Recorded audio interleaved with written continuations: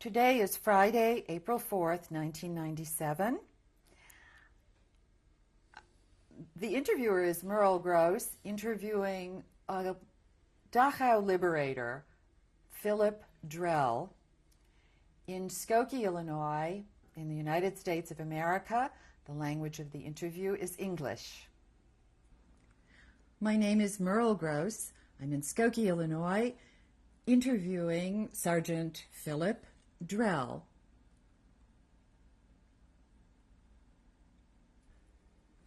Please tell your first and last name and spell them. Philip Drell, P-H-I-L-I-P, that's with one L. Last name is Drell, D-R-E-L-L. Philip, what was your name at birth? What was my name at birth? I wasn't aware of my name at birth. Well, it was Phil, and being in a Yiddish environment, everybody called me Pacey. Ah, so that was your nickname then, Pacey was? Well, amongst the family, yes. What is your birth date, please? It's March 7, 1919. So you are now how old? 78. And in what city were you born? Chicago. Right here in the United States of America. Right here in the United States of Illinois, America. Will you share with us some of your childhood memories? Tell us what kind of boy you were growing up in the 20s. Charming, adorable boy, they always told me. I don't know. We were born on the west side of Chicago, which is a very Jewish neighborhood. And when I was about 4 or 5, we moved north to Albany Park in Chicago. Who is we? To give your mom and father's name, and did you have siblings? My father, Benjamin in the Yiddish vernacular. My mother, Edith, Ida, she was also called. My brother, Stanley. Older, younger brother? Older brother. He was 3 years older than I was. And we moved into Albany Park on the north side. And it was a very Jewish neighborhood at the time. It was a step up, so they told me. And that's where I grew up. Went to Roosevelt High School, which was just across the street from where we lived. Was on a swimming team, basketball. Got these great big letters that all these athletes wore. One of the fellows on the swimming team, Adolf Kiefer, went to the 1936 Olympics in Germany. He won every event in the backstroke, all kinds of gold medals. And then I finally graduated from Roosevelt High School and wandered around. I spent portion of my time at Wright Junior College, and then I got into Chicago Teachers College. What did you want to do? I didn't really want to be a teacher, but it was a free school. At that time, money was very scarce, and you could get a 4-year degree out of it. But they fooled me. I was drafted when I was just going into my senior year, and so I went off into the Army. And when I got out of the Army, I asked for credit for my Army experiences, and they said, no way. And I told them, I had Irwin was my writer. Irwin Shaw is a very popular writer, and William Saroyan, and Ernest Hemingway's brother, Lester, and all these luminaries in literature. And they said, no way, you can get no credit for English literature. Oh, wait, let's come back because we're going a little too fast. Okay. Come back to the United States. Come back to being drafted. Where was your brother? Was your brother in the Army? Yes, he was. And at what point did he go in? Well, he was 3 years older than me, and he did go in way before me. What year did he go in? Do you know what year he went into the Army? I really don't know what year he went in. What year were you drafted? In 1942. I had my draft papers out someplace, probably in August or September, probably. What were your feelings about going into the war? How did you feel about becoming a soldier? Oh, I didn't mind. I had been working out at Camp Henry Horner for many summers while I was going to school. I was kind of used to the camp life to start out with. And then everybody was saying, you know, when we got into the war, let's get at the Germans, let's invade. And of course I was all for it, boy, especially when I wasn't in the Army. Philip, where were your parents born? They were born in Europe, somewhere near Poland and Russia, so the area right there. You know, Poland was part of Russia and it wasn't, and back and forth and all that. And they could talk Polish and Russian and Yiddish and a little bit of English when they finally arrived in this country. When had they come to this country? Probably in about, 19... before World War One, just before the war, so 1913, somewhere in that period of time. And did other members of their family come to Chicago at the same time? well, some of them came early, and then they made enough money to get some of their other relatives over, and they gradually all arrived. As a matter of fact, the last person in our family didn't arrive until after the war.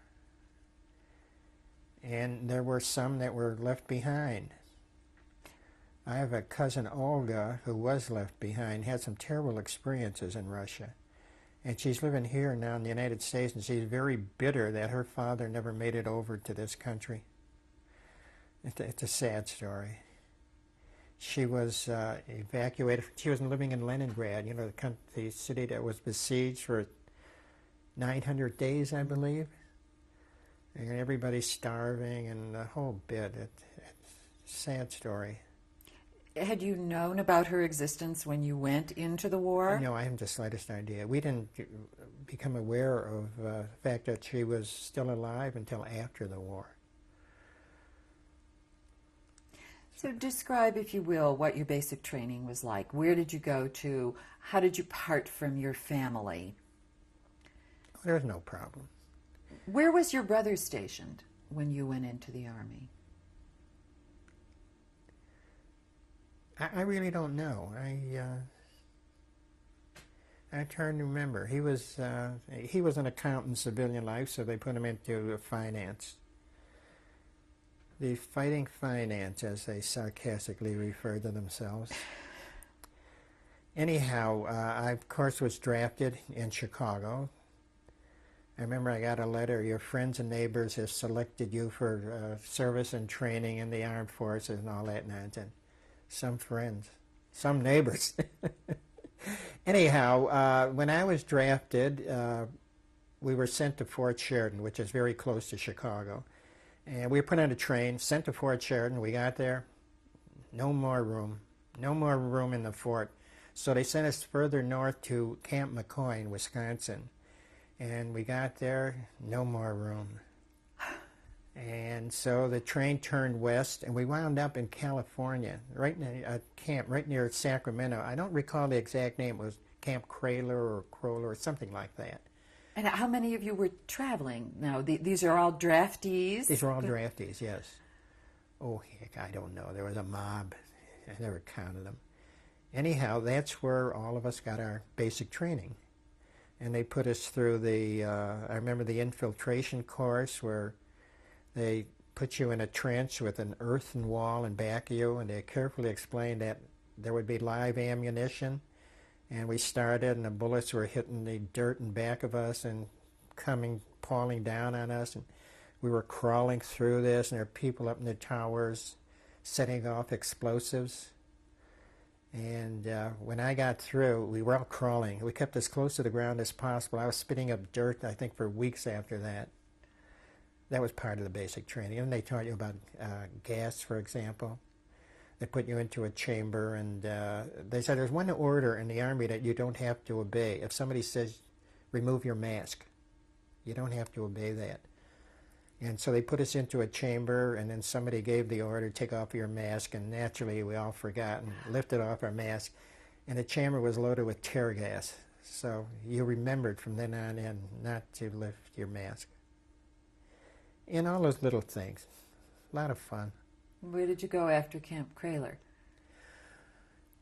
Camp Kraler was close to Hollywood, and all the people from Hollywood, or all the draftees, were sent to that camp.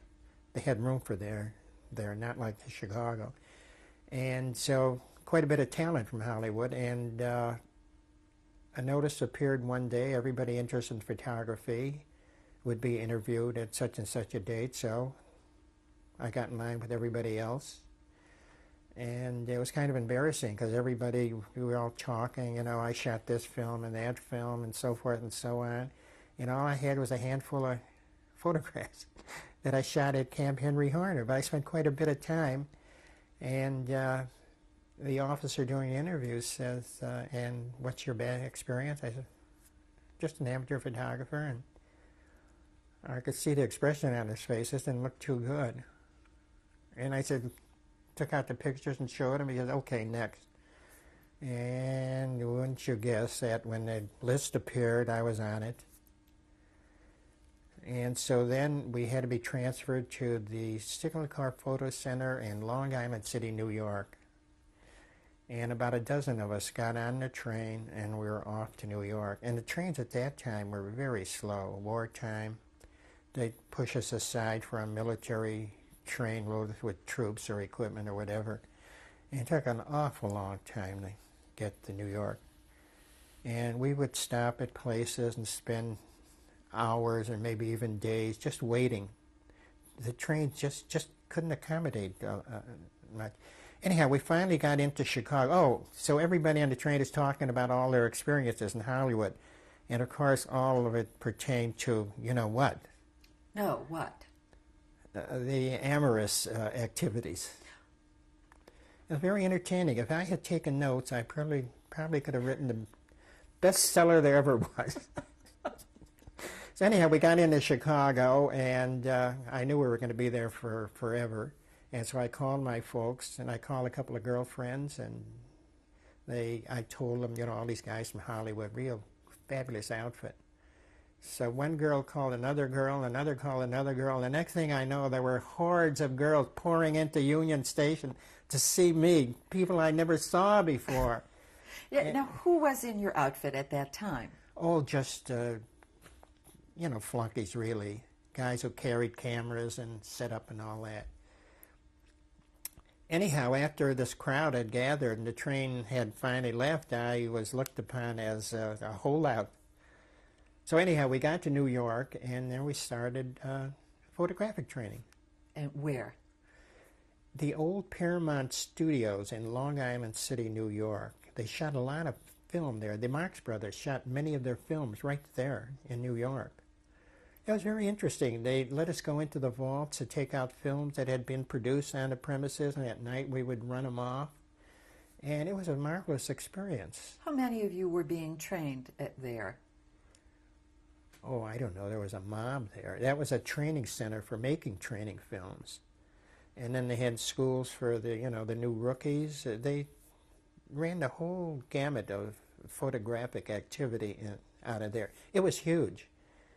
It's still in existence, not as a Signal Corps facility, but as a private production center.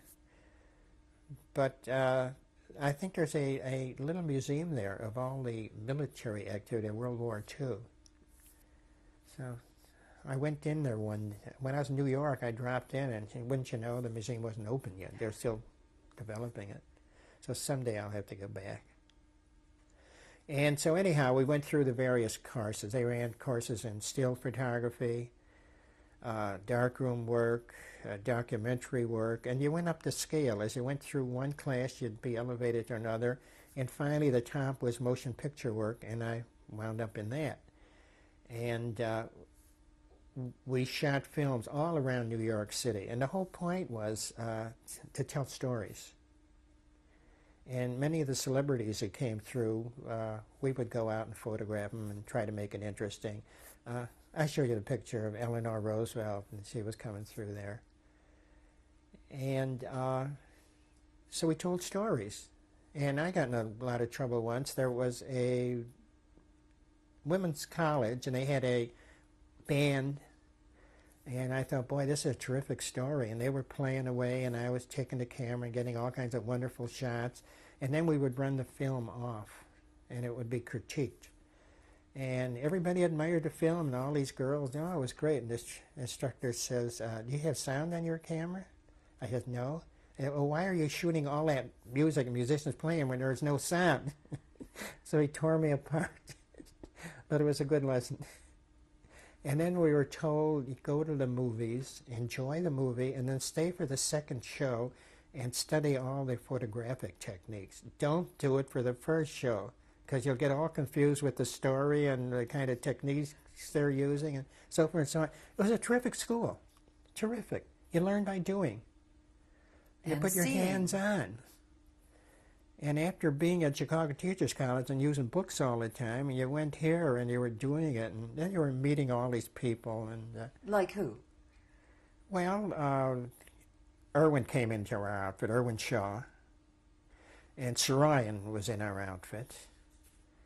And, of course, George Stevens, he was the commander, and so we, you know. Well, describe how your unit, the unit that you came to be in, came into being. Well, there was an order General Eisenhower gave out about the importance of photography.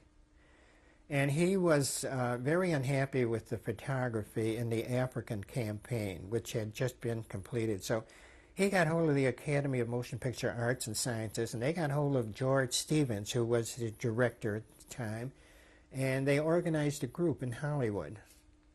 They gave them all their commissions and ranks and everything.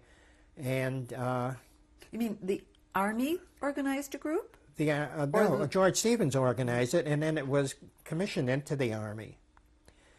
And this was in Hollywood. And then they were sent to the Signal Corps Training Center for basic training.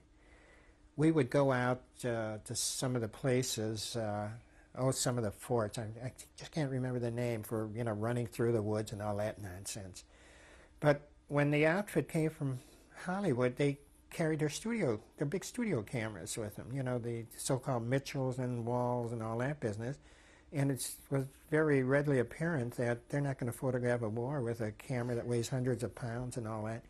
And so those of us who were going through the motion picture course, and, they skimmed off the top, they put us into this unit. And that's how I got into Hollywood. Never been there in my life. So the camera we used was called an IMO. And the name comes from your I, and the MO is motion pictures. So IMO, it's a good name. I've got a dog named IMO too, by a coincidence. The IMO was made by Bell and Howell, just close by in Lincolnwood. And it was the state-of-the-art for newsreel cameras. Everybody used them, including the Germans and the Russians. It was a fabulous camera and very primitive. It was purely manual, operated on a spring motor. You had to be sure you wound the motor. You had to guess the focus. You had to set the lenses and the exposure, and you had to remember to move the lens and the viewfinder lenses, and when you moved a regular lens, you had to remember to load the camera, which is a little involved because it had to go through sprockets and loops had to be formed. And it would take 100 feet of film. And At a time, you mean? yes, at one time you loaded it with 100 feet of film. And 100 feet of film, we had to shoot it at sound speed. The camera was silent, but we had to shoot at sound speed, which meant it used up 50% more film. Describe what that means, that you had to run it at sound speed. If you Well, were in order- shooting silent film. As you know, movies are a series of still pictures. Now, in order to get a smooth image, there's something called a persistency of image. If you look at a light bulb and the lights go out, you'll still see that image for a fraction of a second. Well, in order to get a smooth, continuous flow of images, 16 frames a second was generally used for silent films. And sometimes you'll see a silent film where people are walking very awkwardly because the film is being run at sound speed, but it was shot at silent speed. So there's a difference there. We had to shoot at sound speed because the film we shot would be edited into other films, into theatrical film that were shot at sound speed. And sound speed goes 24 frames a second. faster then. Faster, so you get less time. We used 100-foot loads, and they lasted for 68 seconds. So every 68 seconds, we had to change film. Now, that sounds like it's not very much, and well, of course it isn't, but all these rolls would be edited together, and you'd come out with a reasonably long film. And a motion picture photographer, or motion picture photographer in the Army, uses two photographers. One that will take the long shots, the establishing shots, and the other would be take close shots. Then the films are put together. They're edited and close-up, long, all that. If one man had to do it, he'd have to run back and forth. Have to shoot the overall and then run in and get a close-up and so forth and so on. It was much easier for two men. So what was the size of the group actually that you say was commanded by George Stevens? How big was that unit actually? Well, I could show you a picture of it. Well, we'll be able to see it later. Yeah, I don't know. I estimate about 35 or so, but they kept coming and going. And you were working in much smaller groups, though. Now, when there was a large event like the invasion or the liberation of Paris or something of that nature, we would all cooperate. We'd all get together and shoot it. In the interval, in between, we were on our own. We were out looking for stories, just like the civilian correspondents. They were doing exactly the same work. So we broke up in little teams of 4. All right, let's back up to before you go overseas, because you're still in the United States doing the training, and the group has now come. They finished their basic training, the Hollywood people. They had a smattering of training. And about when was this? What year? What time of year? Do you recall? Pulled out a letter. At the end of 1943, we had orders to go overseas. Or it may have been at the beginning of 44, or that interval right in there. And that's when we were all together at that point. So they put us on a troop transport, and off we went. What kind of troop transport? A Liberty ship. I forget the name. I think it was Newport News, the name of the ship. And what was your destination? The destination was World War II. But we were in the middle of winter, North Sea. The ship was sunk. It'd probably last 10 seconds, 5 minutes. And the colonel comes over and says, now, if anything happens, and he points away at the top of the ship, you're supposed to get pictures from there. And that sort of thing. Who is the colonel? George Stevens. He was a great guy. And what was your rank when you went overseas? Well, when you get into the Army, you're a private. When you finish your schooling, they make you a PFC. The group from Hollywood came over. There's a table of organization in which they fill every niche, and everybody had it filled. So it was an upside-down outfit, because later on, William Saroyan came in. He was a private. Irwin Shaw came in. Irwin was a private, because they didn't come from Hollywood. But I was a PFC, so I would tell Irwin, shake it up, Irwin. Well, I told you before that Irwin became an officer and so forth and so on. But anyhow, off we go across the ocean in the middle of winter in the North Sea, very uncomfortable. Did you know what port you were headed for? Didn't have the slightest idea, but we landed at Swansea, Wales. And a troop ship is just jammed with people. You have to get in line for anything. And these lines go around and around past the bunks where you're sleeping. You always see guys just alongside of you. And Saroyan at that time, his picture was best of the year or something. He was very well known. Now the Army packed up 100 books, I believe it was 100 books at a time, in these little boxes. They were actual paperbacks. The format was horizontal, though, which is a lot different than the paperbacks we have now. And these books were distributed so people could, spend their time doing something. And as lines wound around the ship and they went past Saroyan's bunk, he had gone through these boxes of books and picked out all his own books. And he would strike up a conversation. And he'd say, well, you're just wasting your time here. I've just finished a terrific book. Why don't you take it, read it, and tomorrow when you come by, leave it with me. And he kept doing it.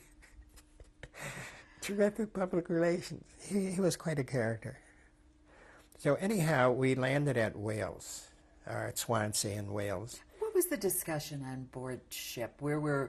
Did your group stay together? Yes, we were very lucky. The officers would get their, it was crowded. Maybe 3 or 4 officers would have a cabin of their own with washroom facilities and all that other business. We had to get in line. But they wanted to, be real good Joes. So they said, you come and use our facilities, which was a great, great advantage. It was terrific. I remember we took showers on the boat. They pumped out ice-cold seawater, and you took showers in there. After that, I just stayed away from the showers. It was just awful. I mean, you felt, the thick salt water. Anyhow, it wasn't very comfortable. It wasn't very... Later on during the war, there's another fellow, Ivan Moffat, who was born in America, but he was raised in England. So he was an American citizen, but he was working with the British Pictorial Service. And later on, after we got into the war, he was transferred to the American Army. But anyhow, Ivan was telling us about the experience that he had. He would go out on convoys, and the ships would be going along, and suddenly one of the ships would just explode. The whole ship. It would explode and disappear. That was the time of the submarines when they were knocking everything off. It was horrifying. I'm glad that I didn't hear that story until after we landed. But anyhow, we landed at Swansea, and immediately they put us on a train for London. Philip, please describe your arrival in Europe. Okay, we arrived at Swansea, Wales, and we got off the ship. They gave us a box lunch. They put us on a civilian train on its way to London. When you say they... The Army. And there was an air raid going on. Apparently it must have been kind of lightweight. We could hear noises and guns going off, but didn't seem to affect anybody around us. And we got onto the train, and there were civilians on the train.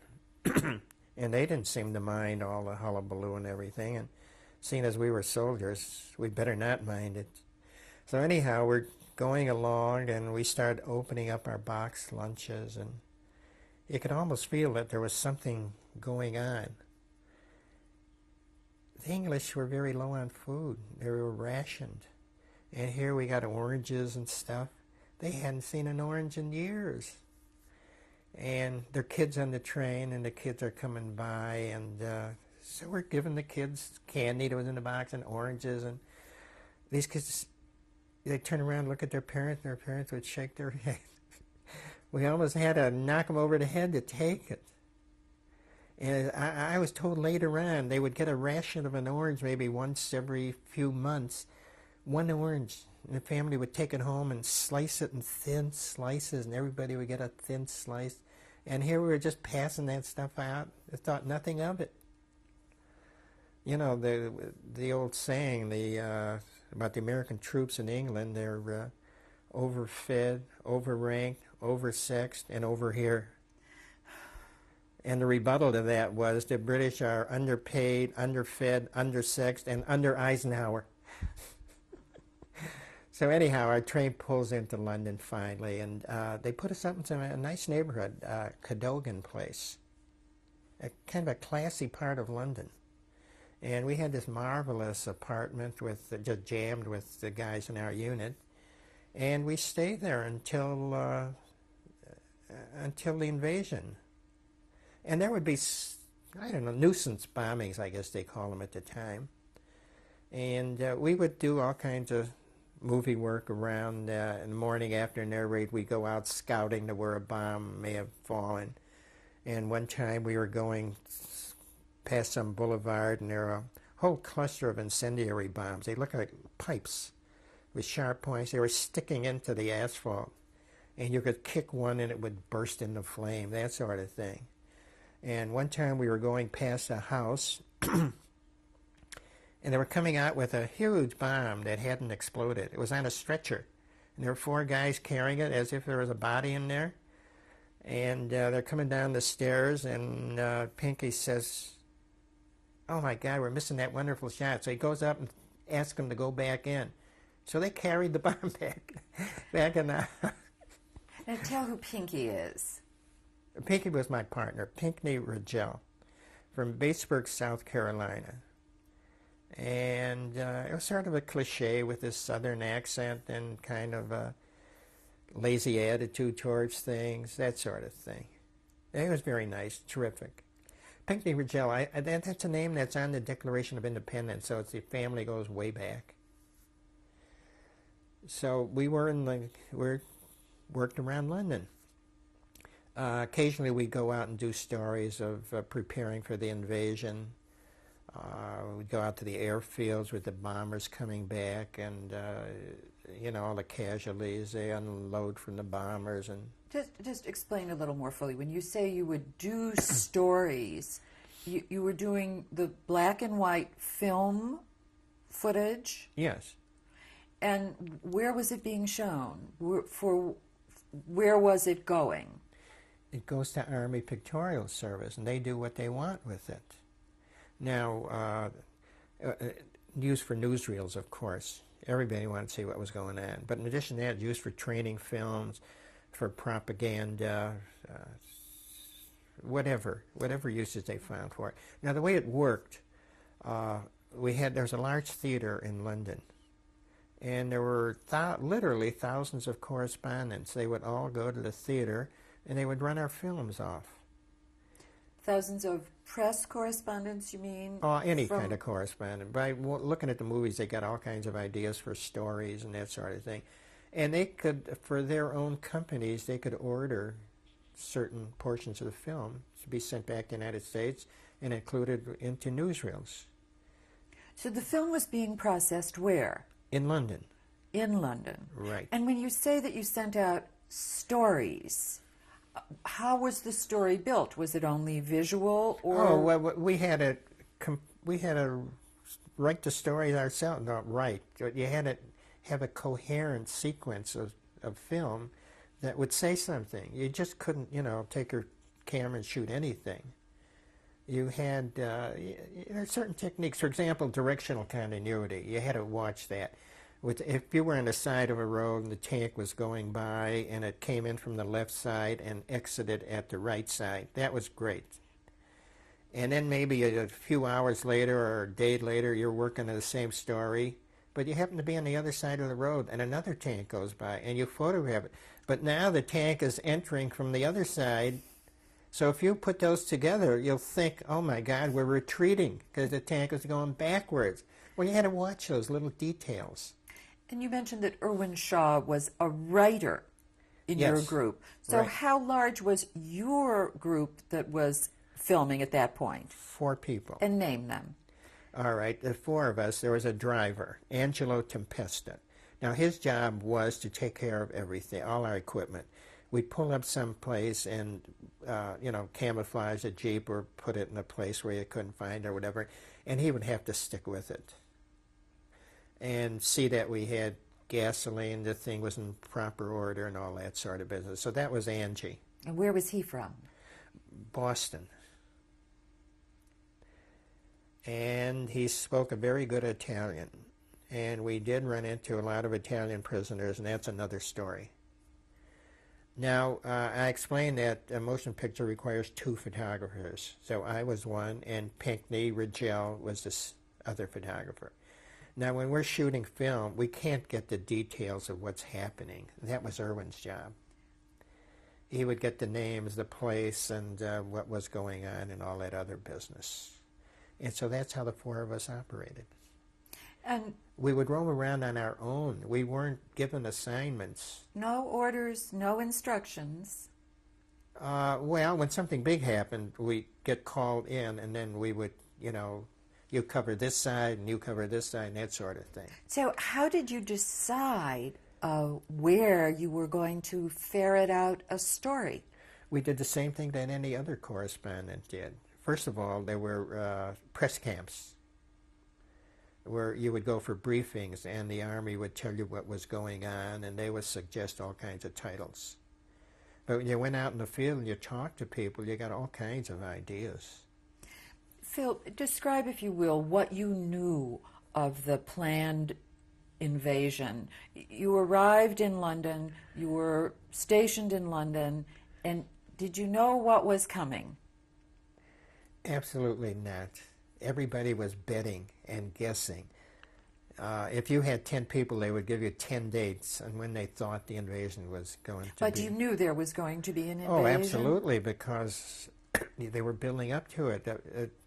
Material and troops kept arriving constantly. Describe what you would see in London at that time. In London? Mm-hmm. How visible was this buildup? Well, it wasn't very visible in London because everything was outside. You saw uniforms of every nation and there could possibly be, coming up and down the street. I was walking down some street with Saroyan, and some generals stopped us. What do you mean you're not saluting? What kind of a soldier are you? And they bawled the hell out of us. And Saroyan was quivering. So finally, they took our name, number, and turned it into George Stevens, who didn't give a damn. And so we continued walking down the street, and Saroyan was saluting in any uniform. Nurses would go by, they'd salute him. Boy Scout would go by, I said, Bill, you don't have to do that. He says, I'm not taking a chance. He had a deal with the Army. He didn't want to get involved with anything of military action. And he was, very well known then. He was causing a lot of trouble for the Army. How so? He didn't want to go where there's any action or anything. So he finally got a deal with the Army that he would write a novel. And he could stay behind. He would always catch up with us. And for some reason or another, he'd always get me to show him around. For example, a few weeks after Paris, he finally arrived, and he said, come on, Phil, show me Paris. And I think what happened was when we were going, he was a hypochondriac. And going on the ship, he's loaded with things. And he had a suitcase, so I grabbed the hair out. So we're getting on, put it away. So he wants to tip me. Now, how old was he at that point? Oh, God, he must have been 10 years older than me or more. But, he's used to the high life and all. And I said, for God's sakes, we're going to war. What are you doing? And you were just so young. So young and sweet and innocent. Well, young anyhow. So we're in London. We're living in Cadogan Place, Lord Cadogan, no less. And very fabulous neighborhood. And there are bombing raids. You have to go down into the basement when there's a raid. And one of the guys was very friendly with, Lady so-and-so. So comes an air raid, and he couldn't go down the basement in the building that she was living in. So he'd come running down the street to get to our building, and so we were betting how long it took him to get to it. The whole thing is ridiculous. Anyhow, this sort of thing. We go out to the airfields. And one time we went out to Debden Airfield. the fighter planes took off from there. And there was a fighter ace, Don Gentili, and we were doing a bond rally, buy bonds and all that. So we're over there, and we're trying to figure out angles to shoot that would be interesting. So I suggested that he jump in his plane, and I'd set up a camera, and he could go buzzing and all that. Well, these guys were wacko, to put it mildly. So I got the camera in the middle of the airfield, and I guess he's just trying to skim the camera with his wheels or whatever he's trying to do. And he does this. I told him to do it a couple of times because who knows, what shots I would get. It was so fast. And so he hits the ground right in front of the camera.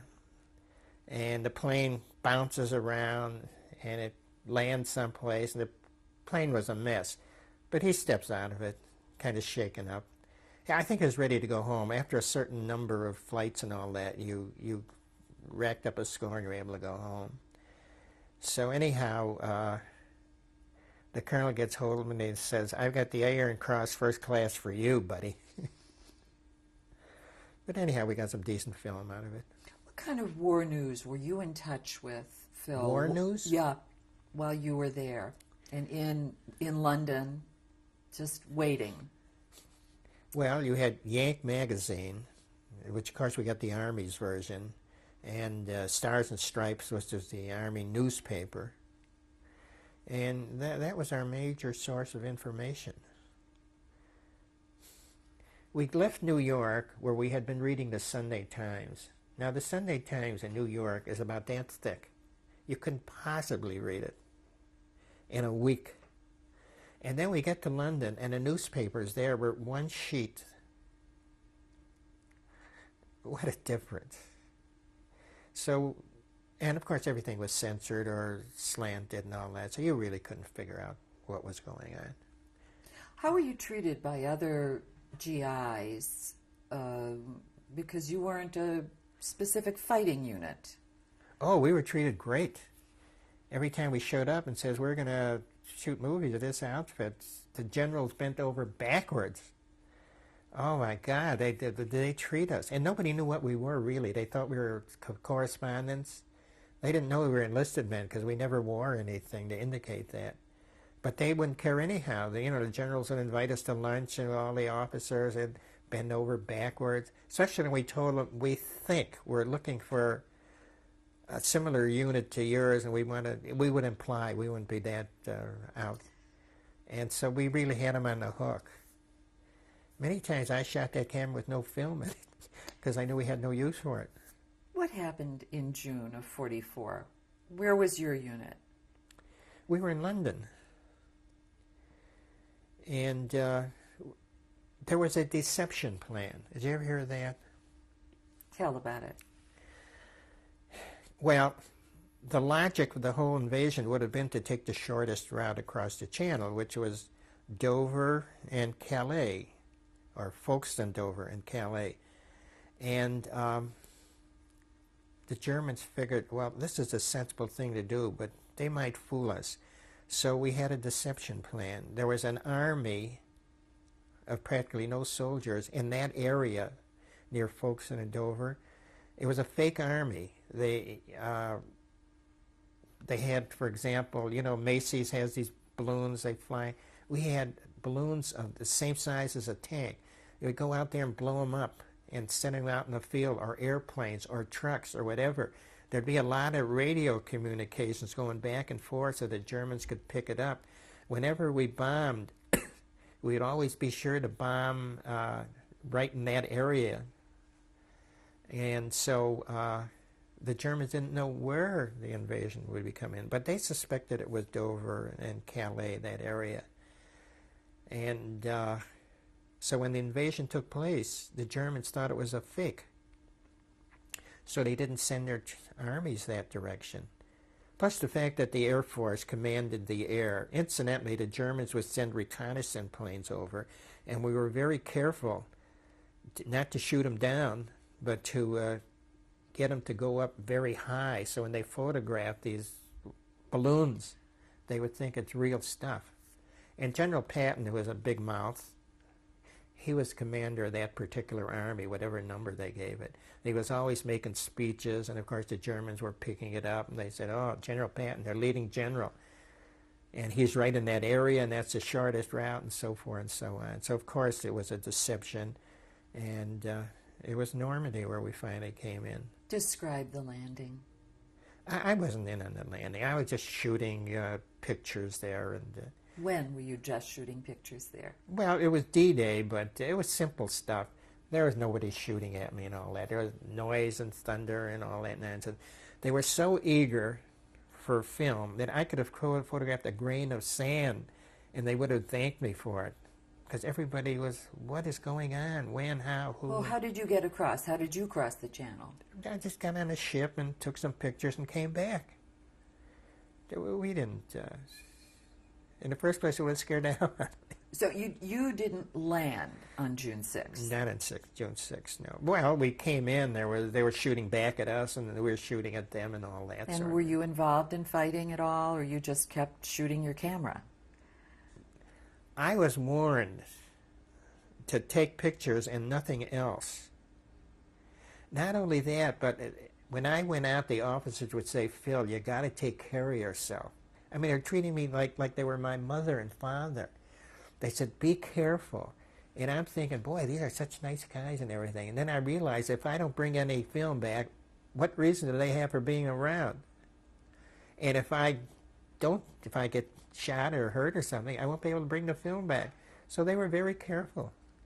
They were to take things easy. Did your whole unit go across on D-Day on the 6th to shoot footage? Were you split up? We were split up all over the place.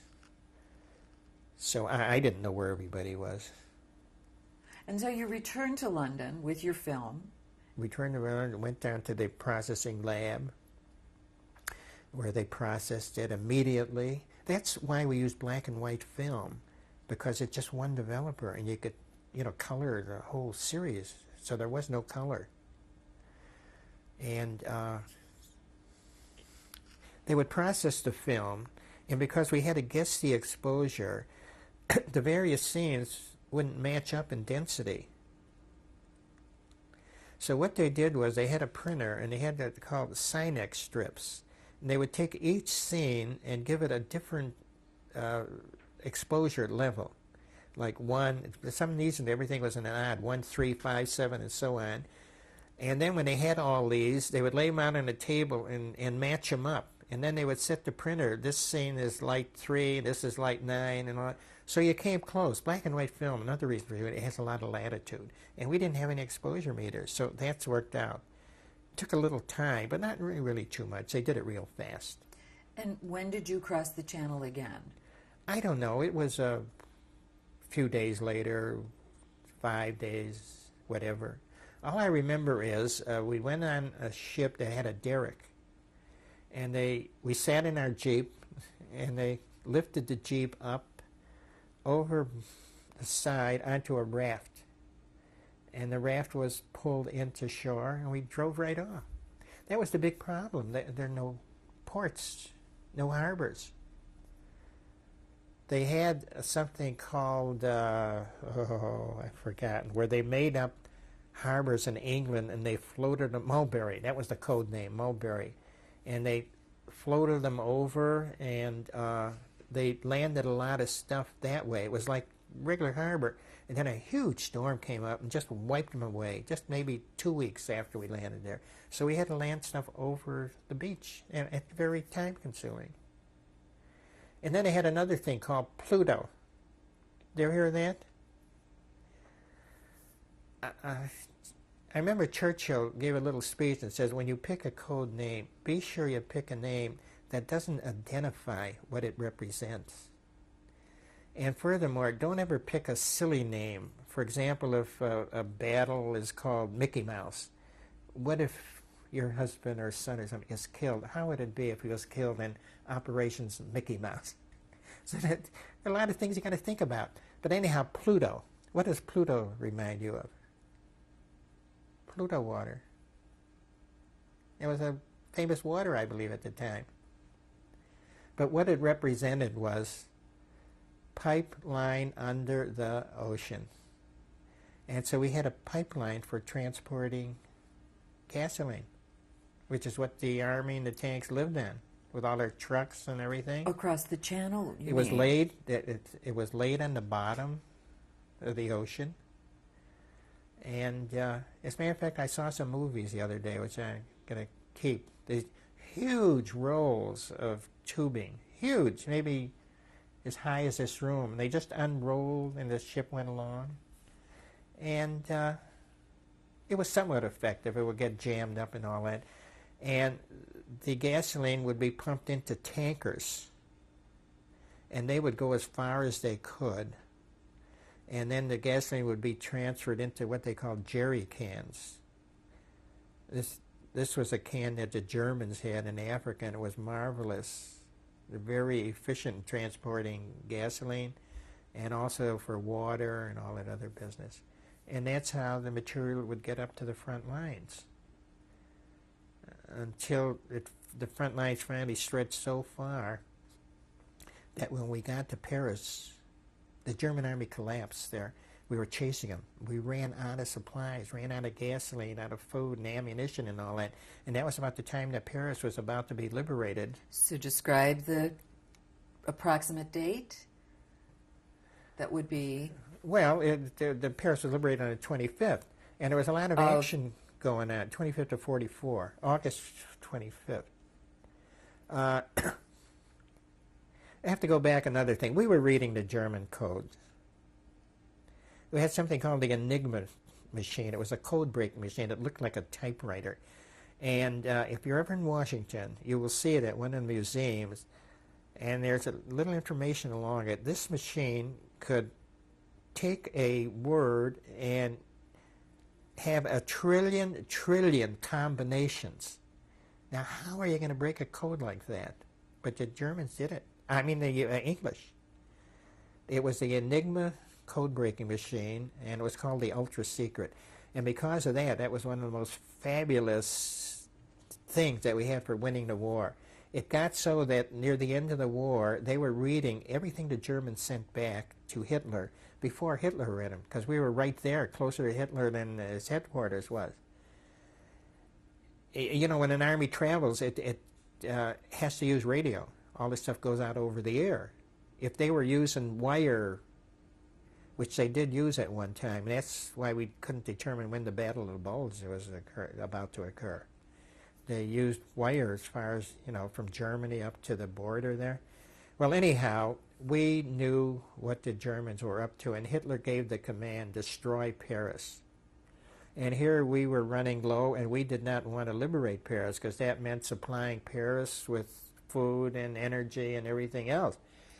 So the French are going crazy. You got to liberate Paris. The honor of Paris is the honor of the French nation is at stake, and all that. And they were ready to mutiny. There was one French division, the 2nd French Armored Division, with General Philippe Leclerc. So finally, Eisenhower says, okay, we're going to liberate Paris. Let the French Armored Division go in. They kind of goofed it up, so we had to send in more soldiers. Anyhow, kind of as backup. You mean the U.S. acted as backup, but the French forces. The French Armored Division, it looked like an American division because their uniforms were American, all their equipment was American. When we finally got into Paris, the Parisians thought these people were all American soldiers. That's why in Irwin's book there was this dead soldier and these women who were in a first aid station. They call us over and commiserated with us that one of your comrades is dead and that sort of thing. Well, Philip, describe how you got to Paris and what you saw when you were there. The night before Paris was liberated, in a little town of Rambouillet, all the correspondents gathered, and General Leclerc had a press conference. It was in a forest, trees, and it was all outdoors. And I was there taking pictures, so I would always get in front so I could photograph the good general and no correspondence between. And he's getting kind of semi-hysterical. They said only the French, only French must liberate Paris, the honor of France, and all that bull. And finally he gets carried away, and his translator says, and you'll be shot if it's not right. Which was very funny, really. Because, Eisenhower's, I showed you the little pass that said this man will not be interfered by anything he's doing by Commander General Eisenhower. This was your pass. That was the passes that we had. And so nobody paid any attention to Taylor Kirk. As a matter of fact, Hemingway was a correspondent for Collier's magazine. And he wrote, let's see now, Jacques de Jerk, something like that. So anyhow, we all went into Paris the next morning, and everybody was out. It started out at the people in the suburbs, and the crowds got thicker and thicker, and finally we got into Paris, and there was shooting going on all over the place, and they finally got the German general. And he was writing out all kinds of surrender notes to pass out to the various garrisons scattered all over Paris. And Irwin and I roamed all over, and he wrote the book Paris, Paris, describing all the things that we did. But you describe them, please. Well, whatever. I wound up in the Place de la Concorde, and the big battle going on. If you know Paris, the Chamber of Deputies is at one end, and that little Egyptian obelisk is at the other, and they're shooting back and forth. And finally, a tank is drawn up, and a German prisoner is put in the tank with a big white tablecloth or whatever. And the Germans stop shooting, and the tank is going towards the Chamber of Deputies where there's all these Germans. And it's a beautiful shot, and nobody is shooting, and a great shot. And so I go out there, and I'm walking backwards in front of the tank, and we go quite a distance, and suddenly I see the German soldier, zip, somebody shoots him off the tank, and mortars start dropping and everything, and I had absolutely no alternative except to cross the bridge and go right into the Chamber of Deputies. There was no place to hide. It was all concrete and pavement and everything. And so I got into the Chamber of Deputies, and the Germans are shooting. This was very odd. I took pictures of when we were shooting at the Germans, and then I got in there, and I got pictures of the Germans shooting. Nobody paid any attention to me. I'm wandering around. Suddenly somebody sees me, and he comes running. One of the Germans, he comes running over and salutes me. Are being saluted by a German. Please describe what happens. Okay, this German soldier spots me. I'm holding onto my camera. And he comes over and he wants to know who I am and all that. And I said, I'm an American soldier. And he salutes me. And he says, who are you? And I said, well, I'm with the American Army and that sort of stuff. You see, the problem was they were frightened to death of the French outside. They didn't want to surrender to the French. So I says, who's the commanding officer here? You were speaking what language? I don't know what language I was speaking. And I'll let you, wait, let's finish. He gets the commander, and we just talk this and that, and I said, the American Army, and the honor of the honor of the German Army required. They're not going to surrender to anybody. So I told him, well, you have your choice, you surrender or else to the French, which didn't give him much of a choice. Then I pull out my pass, and it says Supreme Headquarters, and I says, I represent General Eisenhower, and there's his name there, right at the bottom. I just flashing this back and forth and all that. So finally they said, okay, what do we do? I said, you take that flag down, which is simply I have in the attic, and stop all military activity, lined up all his men. I said, would you mind collecting all this? Got a big leather bag of some kind, all the little pistols in there, threw it into a bag, and I said, okay, wait here. And how many were surrendering? The French papers came out with the story and said there were 600. I wasn't going to fool around and count it. couldn't count that high anyhow at that time. Anyhow, I got out of there, and the French came in because they saw the surrender and everything, and I don't know what the hell they did with them. Anyhow, I go over to Irwin. Irwin says, "What happened?" I described to him, and he says to me, "Were you talking Yiddish to him?" I said, "Really? Was I?" And that was I didn't know what the hell was going on. It was English, Yiddish. For all I know, I was talking French. And that was that. But you see, it's a gimmick. This business of Germans surrendering to somebody speaking Yiddish. So all the papers picked it up. Well, you know, the books, Paris Burning, and Irwin's book, and a slew of others. Terrific publicity. But it was a true story. Yeah, but it was kind of silly. But that was that. How did you feel about accepting their surrender at that time? We were picking up. The German army collapsed at St. Lo on July 25th, and they began retreating. And Adolf Hitler never wanted to retreat, would never permit his army to retreat. And he gave the order, go back. So they came back, and they knew they couldn't really fight because their weapons were shot and all that. Anyhow, that particular battle is known as the Fillet Gap. I don't know if you ever heard of it. Yes, and were you there? Yes, and Patton's army came around from the right, and the British, Canadians, Poles, and whoever came out. They could never close the gap. And about half of the German army escaped through the gap. You know, they had horse-drawn equipment, by the way. They couldn't really go that fast. But one advantage of horses, they didn't run out of gasoline. So in a way, it was an advantage to them. Anyhow, about 50,000 Germans were captured or killed, and about that same number escaped to fight another day. In the meantime, the carnage was so awful. Winnie and I were in Washington, and we visited the battlefields there. One of the guys at the Battle of Antietam was quoting what happened there. The casualties at Antietam in the Civil War were so great that somebody described it as you could walk across the battlefield and the bodies of the dead and never touch the ground. When Eisenhower wrote his book and described it, he said you could walk across the battlefield and the bodies of the dead.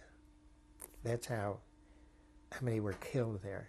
It was awful. Anyhow, the Germans were in a surrendering, and we picked up all kinds of prisoners. For example, we got to Saint-Mont-Michel in Brittany, and Madame Poulard, famous omelets, and of course we wanted something decent to eat. So we drove in there, and Madame Poulard or whoever was serving us, and a German prisoner comes over and wants to surrender to us. And we said, "Sorry, buddy, we're busy here." Anyhow, he was quite a man. He knew all about Saint-Mont-Michel, and he took us on a tour, and he described the whole cathedral. And I don't know, we thanked him and gave him some cigarettes and told him to go surrender someplace else. Some poor lost guy. Anyhow, this is how we reacted to German prisoners. They were constantly popping up and surrendering. So your orders were only to get the story, not to accept the surrender of prisoners, not to take prisoners of war. No, we never had orders like that. He said, get pictures, that's all. But had these questions ever been discussed? About what? What do you do in the case of surrendering troops? There was no formal procedure for you to follow.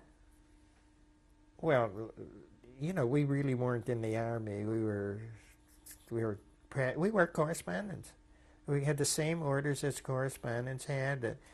The same. We had regulations that were said, official war correspondence. That's the procedure we followed.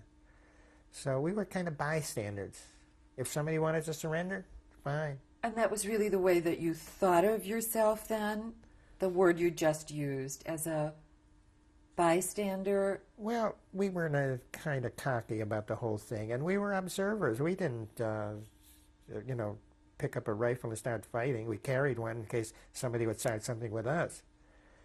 I told you how the officers said, take it easy, just bring back that film, whatever you do. And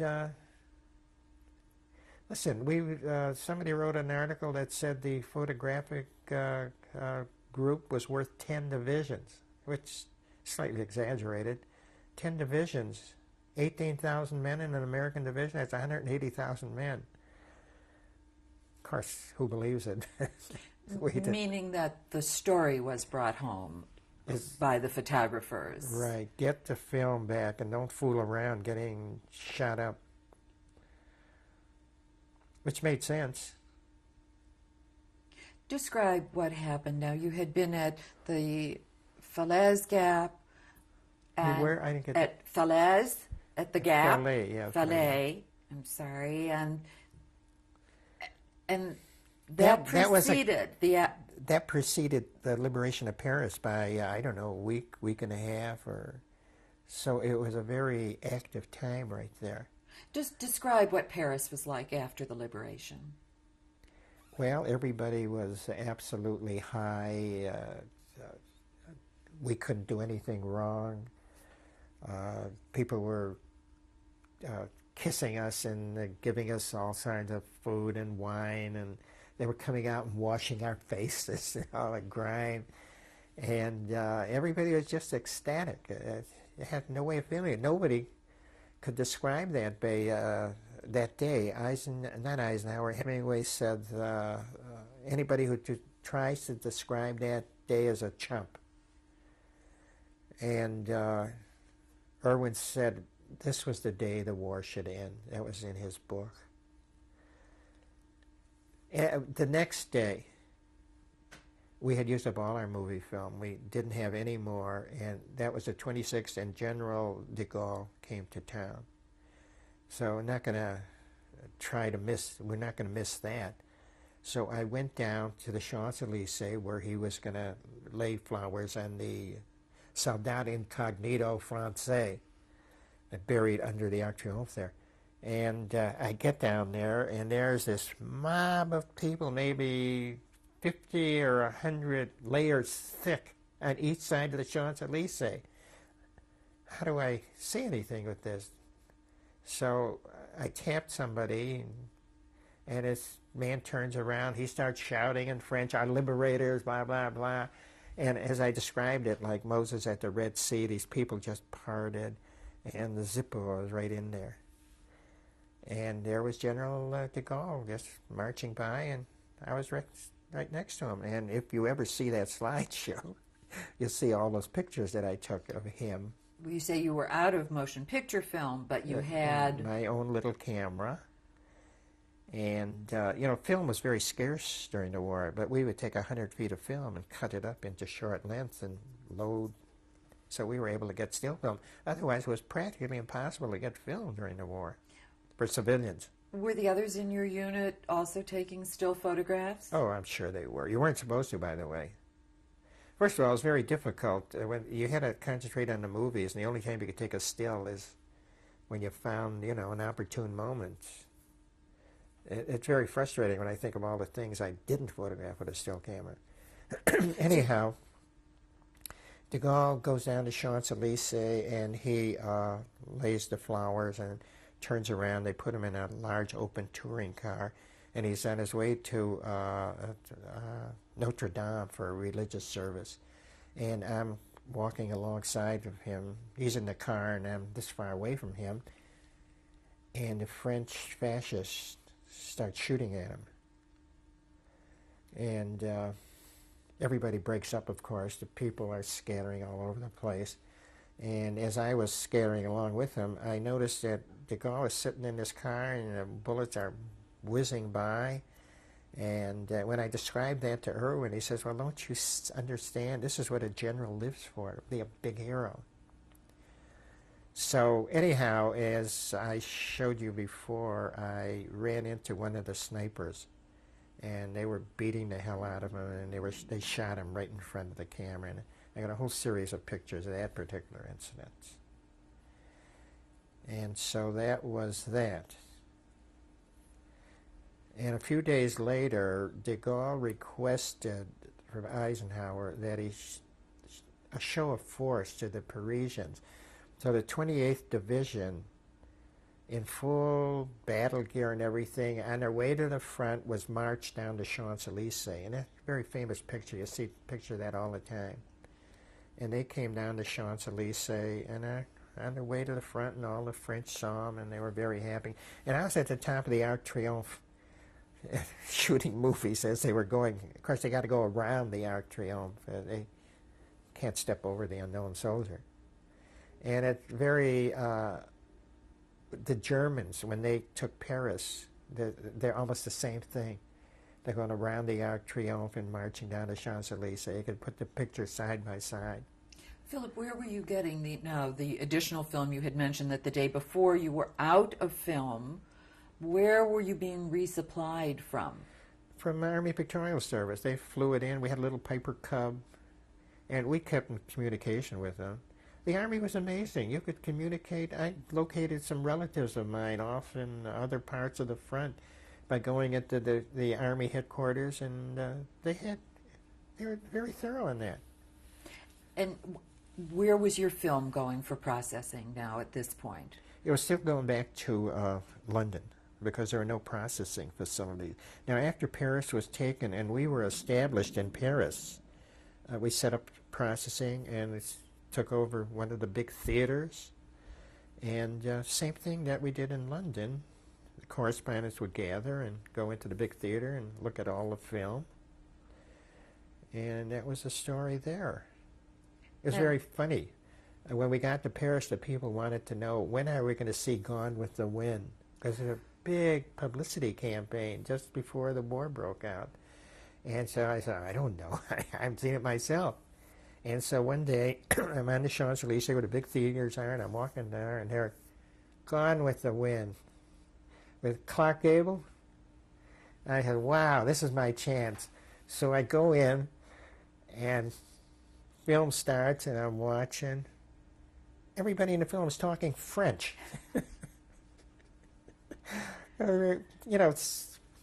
Usually the films that I'd seen up to them were in English with French captions on them, but here they had gone. Yes. You didn't remain in the country long enough to learn the language. Oh, God, we never had a chance. We used to go in and out of Paris to replenish film and, refurbish the cameras and all that, but we weren't there long enough. We learned GI French, which was an indelicate French. Voulez-vous and that sort of nonsense. So, where did your unit go after Paris? And did you encounter Jews in Paris? Yes. Did you meet with them? Tell me what happened. They kept going around asking the soldiers if there were any Jews. And so I was introduced to them, and they were overwhelmed. They'd stand back, and, oh, wow, this is terrific. I invite you to their homes or to the synagogue. I remember we went to one synagogue. All I remember is that the members of the congregation, they had the ushers dressed up in the Napoleonic uniforms, with the cocked hat or whatever they call it. This was in the synagogue there. In Paris? In Paris, yeah. Did you discuss with them at all what their experience had been during the occupation? Well, some of them, we were talking French.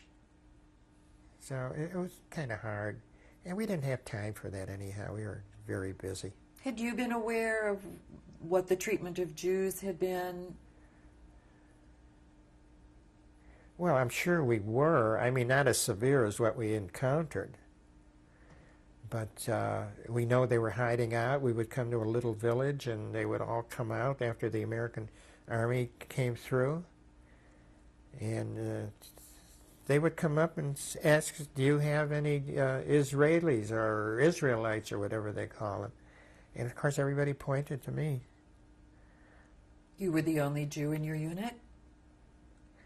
There was one officer there, and he wasn't with us. He was back taking care of all the film that we returned and all that sort of stuff. Yeah, I can't think of any others. Was Irwin Oh, well, Shaw? Irwin. Irwin, what am I talking about? Irwin, of course. And this is as you traveled through France, and you continued after the liberation of there was- Paris. Where did you go? We covered the story where these 20,000 Germans surrendered, and we lived with them for a week. What do you mean you lived with them for a week? And where was this? You know what? It's in that album there. I wrote it. It's somewhere. I don't know. It's the name. It's all these fancy In French France? names. In France. 20,000 Germans were cut off. And again, the same situation. They had all their weapons with them and everything else, but they didn't want to surrender to the French. And so they were sending out emissaries. They're trying to negotiate with the Americans. And we were at a press camp, and we found out about that. So we drove down there, and we contacted the Germans, and they wouldn't surrender to enlisted men. The honor of the French, you know. I mean, the German army. Oh, it didn't work this time? It didn't work. And she says, okay, we'll leave. And they said, well, won't you be our guests? And they gave us a French chateau and, I don't know, a dozen enlisted men, German enlisted men. And they cleaned up the place. They did our housekeeping. They cooked. They did everything for us. Now, I got all those pictures, which I'd shown to a certain person in the slides. Now, why did they did they not let you leave? Was that? They wanted to arrange a surrender. And so they were kind of asking you to remain because that it. They preferred that we stay with them until they could contact a higher rank. Who would accept their? That they would feel honorable to surrender to. I mean, did you feel free to leave? Did No, you we feel didn't as if you could free. leave? No, they had more men than we had. And how many of you were there that we're talking about? I think there were 2 units. There were about 8 of us. And they put you up, you say, and Yes, they put us up. cooked for you, and They cooked for us, and they brought in wine, and they treated us very nicely, and they let us drive around all the bivouac areas, and we would pull into a bivouac area, and the Germans would come out, and they would admire our equipment, and many of them were obviously from Milwaukee, as they kept saying. And one of them told us that we had this equipment, we beat the you-know-what's out of you. And we had there were Americans. no, they You're lived in saying? America. They had worked in America. They spoke very good English. And very cocky. Did you have your weapons with you? Yes. They admired them. You know, we had the American Army had the .45 caliber, which was a large barrel.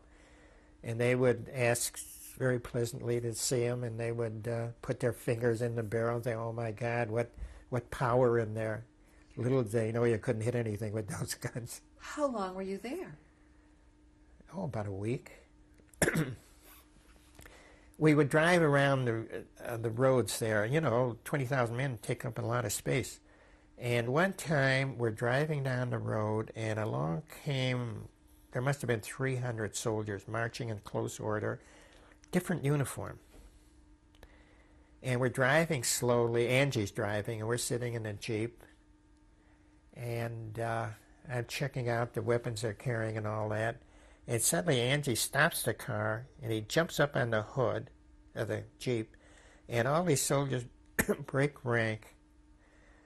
And Angie starts giving a speech. Angie's Italian. These were Italian soldiers. And he's got them literally rolling in the aisles, because every now and then he'll say something, and they burst out into hysterical laughter. If I couldn't stand it anymore, I said, Angie, what in the hell are you telling them? He was calling Mussolini a dirty son of a bitch. And every time he said that, they never heard that before, they would roar. So finally, this was getting too much for me. So I tapped one of the soldiers, and I asked him for his gun. So he pulls the gun out, and he goes, boom, boom, boom, boom, boom.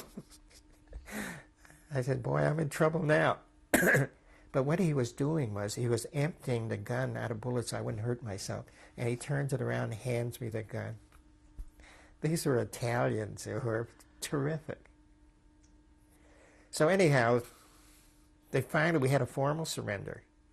Who did you arrange to come in Some and colonel, accept that some surrender? colonel came down. Oh. And How did you make the contact? Oh, we sent messages back. We had good communications. And we had this formal surrender. We set up microphones. We had one of the bigger cameras. Some of the other guys were with us. And we recorded the speech, and the German general saluted, and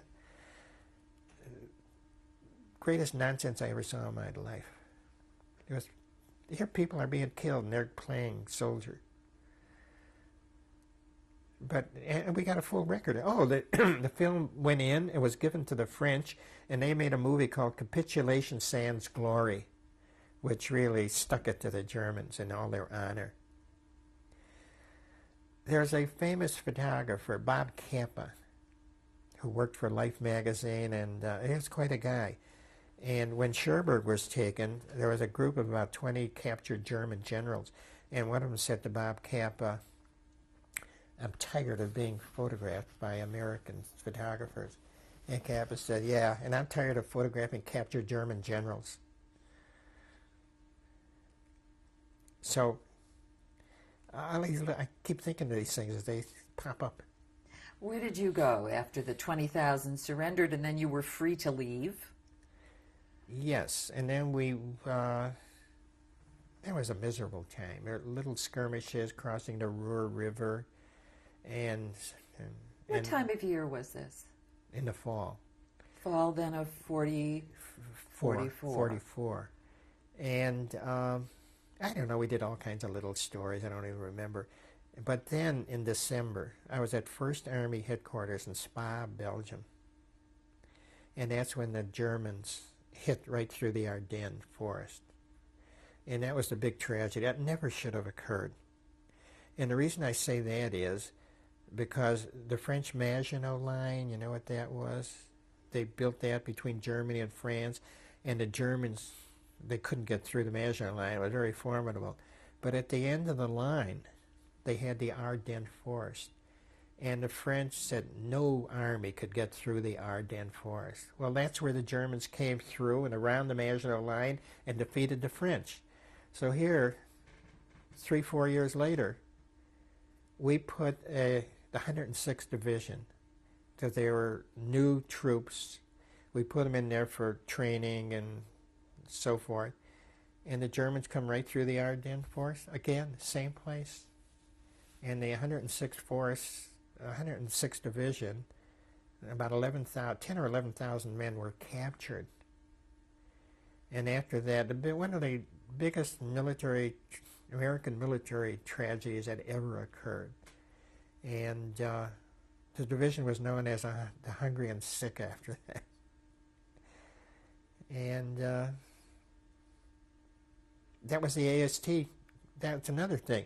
I told you once about the Army Specialized Training Program, which they picked out the cream of the students and they sent them to all these colleges. And you had been among them. I was picked on that, yeah. And they were because I was in photography, they were going to make a chemical engineer out of me or something. So they sent me to the University of Louisiana, in Alexandria, Louisiana, and then transferred to the University of Oklahoma. And then, thank goodness, Eisenhower came out. We need this photography unit, and we need it fast. And so I was yanked out of that. I could have been one of those 10 or 11,000 guys, because Eisenhower spread the troops out along the line. He needed a lot of men, and I was there, the same place, but I was on this other side. I wasn't where the Germans captured them all. So it kind of gives you something to think about. And that time of year was December. Then they claim it was the coldest winter in history, and I could well believe it. If you got a slight wound and you couldn't get out of it wherever you were at, you'd freeze to death. It was so cold. And were picking up bodies after the battle. They were like logs of wood. They were just frozen stiff. They were just picking them up and throwing them on trucks. This is also called the Battle of the Bulge. The battle of the bulge, because the lines were straight, and then the Germans hit, and it caused a bulge in the lines. And how long were you in that area? I guess we were there all the time. Couldn't shoot very much. Imagine holding that camera in the cold. It was just, when you're in a combat area, first of all, your Jeep, you got to put the windshield down. So we're driving in that cold. The reason you put the windshield down is if it shatters, you won't get a face full of glass.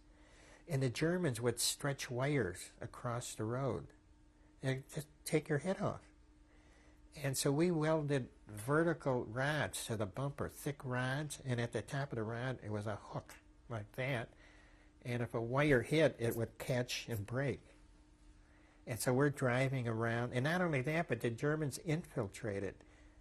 They captured American equipment, uniforms and Jeeps and stuff like that, and they got hold of some of these German soldiers. I told you that, lived in Milwaukee for 10 years or whatever, who spoke perfect English. And they infiltrated into the American Army. Nobody knew who was what. And they would stop you and ask you all kinds of questions. They would stop us because who were we? There were 4 guys traveling around, very suspicious.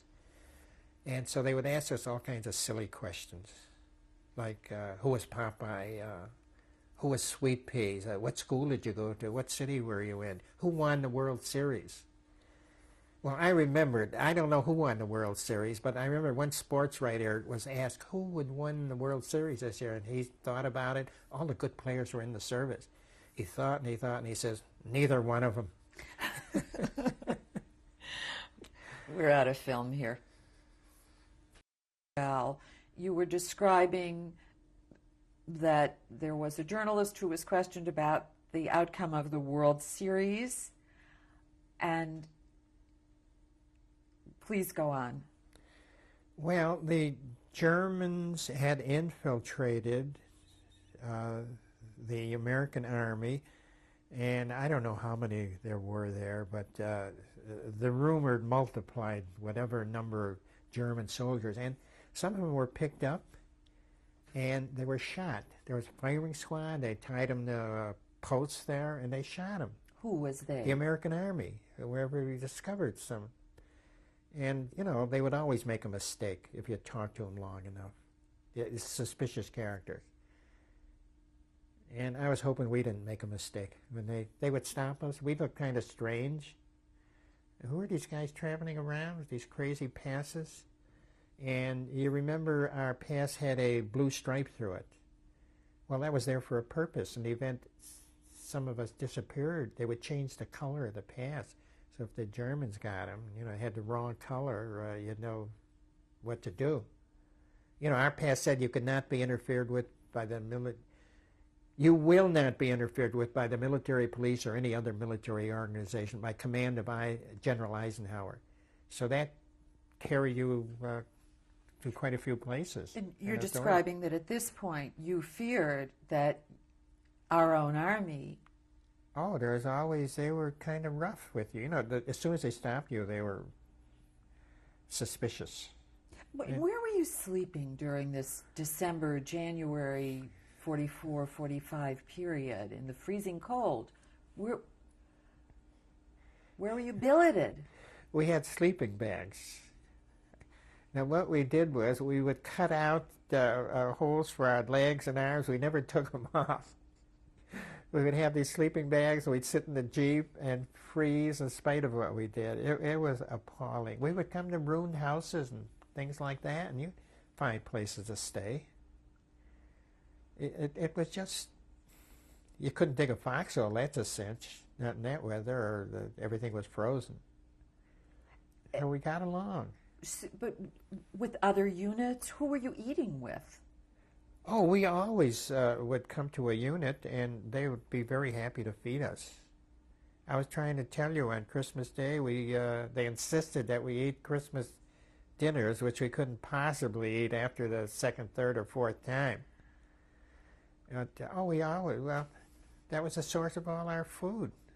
We carried our film, and that was about all we carried. We carried water, these jerry cans of water, too. That was very critical.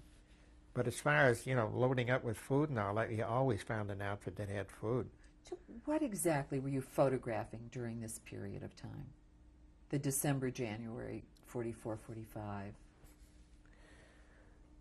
Well, I remember one very brutal assignment. We were photographing graves registration.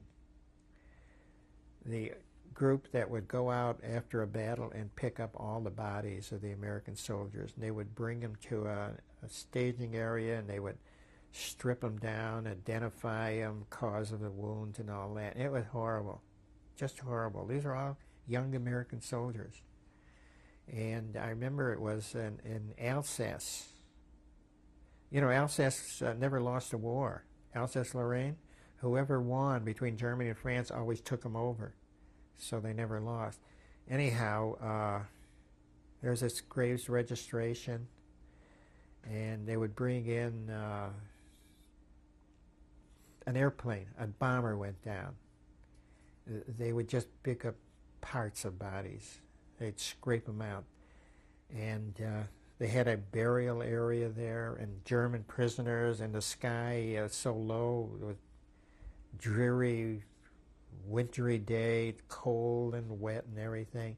And the German prisoners, they would put the bodies, or the remains of bodies, into sacks and put them on a stretcher, and 4 Germans would march out into this muddy field, and they would be buried, and they'd have a chaplain there. And I remember you couldn't show the bodies, of course, or much of them, and we had to do cutaway shots. In other words, they're civilians. It was just set up along a road, and they would see what was going on. They'd had the most horrified looks on their faces. We get pictures of that. And others, shots where we tried to, be very subjective. And, for example, an airplane wreck, they would put all the remains they could find into a sack. And there was one case where it was like the size of a large basketball. And they noted the number of the bomber that went down and who was probably in the crew. All that was recorded. And they put the remains on 4 Germans. There's like this round ball of what it remains, and they marched off to the muddy field, and the chaplain would say a few words, and they'd come back and get another body and so forth. It was the most horrible thing you could imagine. Where were you in relation to the battlefield? Where were we? Well, what do you mean by the battlefield? There's no such thing as a battlefield. Describe that, then. You know what a battlefield looks like? Looks like nothing. Everybody is hiding.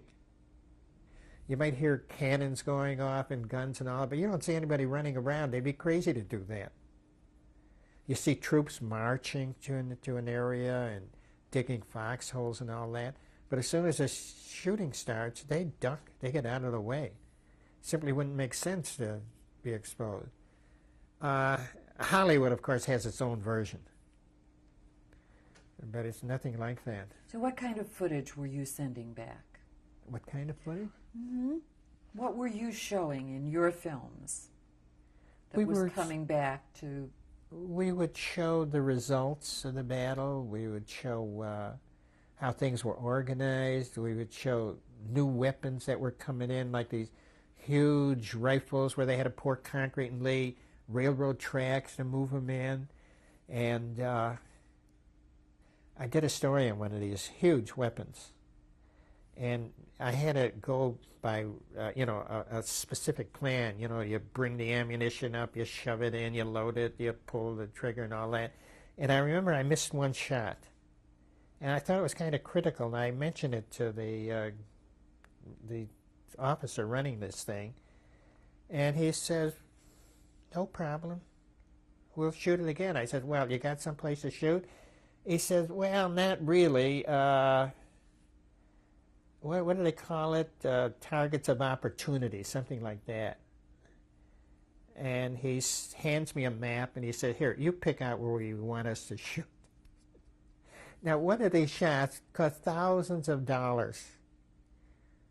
So he hands me the button or the switch or whatever it What was. was being shot? Heavy artillery, or the Germans were over some area, and the wastage of war, it was just appalling. They'd do anything, they didn't care. The Americans had so much equipment, it was unbelievable. You know, before the Battle of the Bulge, the Germans gathered all the planes that they had, and they came in and they shot up all the American airfields. And the planes were down almost like Pearl Harbor. And they just destroyed hundreds of planes. Well, the next day, we had brand new planes flowing in. We had so many. It was utterly unbelievable how much equipment we had. So where are we now? We're at the Battle of the Bulge. Mid-January, January, 25. the Germans retreated until about the middle of January. They lost about 50,000 men. So did we. It was about even. Now they rationalized that shortened the war because the Germans lost men that they could not replace, whereas we could. And they lost tanks and everything, which they couldn't replace at that time. And we could replace all that stuff. So we had whereas the battle was even, so to speak, we could replace everything, but they couldn't.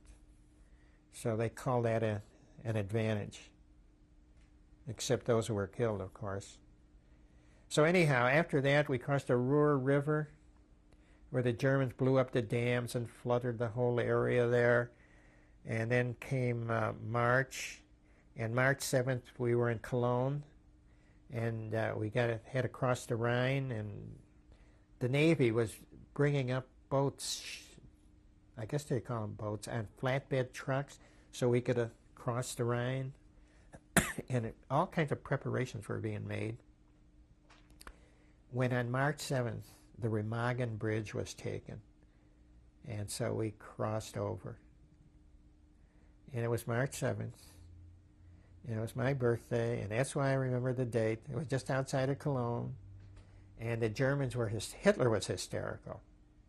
He was shooting everybody that was responsible and all that. And the Germans floated mines down the river, and those new jet planes that they had, they came in shooting the bridge. Bridge is a hard thing to knock out, relatively flimsy and small. And this kept on for I don't know how long, maybe 10 days. And by this time, the bridge was so weakened from all the explosions that occurred near it and whatever they hit and all that, it collapsed. And there was, 40 or 50 GIs who were on the bridge, and they were killed. But in the meantime, we'd laid pontoon bridges, and we'd gotten tremendous numbers of men across the Rhine. And I remember somebody wrote a story. If that bridge was made of solid gold, it would have been that much. It wasn't worth that much to us. And so that was March, and then the next month was April. And so you were now in Germany. We were in Germany, and I remember we were in a area of manufacturing and huge mounds of coke, which they used for fuel. And we were driving through that, and finally we got to Dachau. Earlier, in the middle of March, on the way to Dachau, and why were you on your way to Dachau? Where were you going, and what did you see along the way? Because I know you didn't get to Dachau till later. I don't remember. We were shooting little stories of Germans being taken prisoner, and the SS were hanging some of the German soldiers who, were retreating or AWOL or whatever. It was pretty sad. It was very horrible there at that time. The civilians coming out and hanging white flags, and the SS would come back and threaten them, anybody that surrendered, and they'd burn some of their own villages. And it was a nightmare. And you were moving along with U.S. Army troops? We would go from one to another. We didn't stick with anybody unless there was something interesting. We would go up to a unit.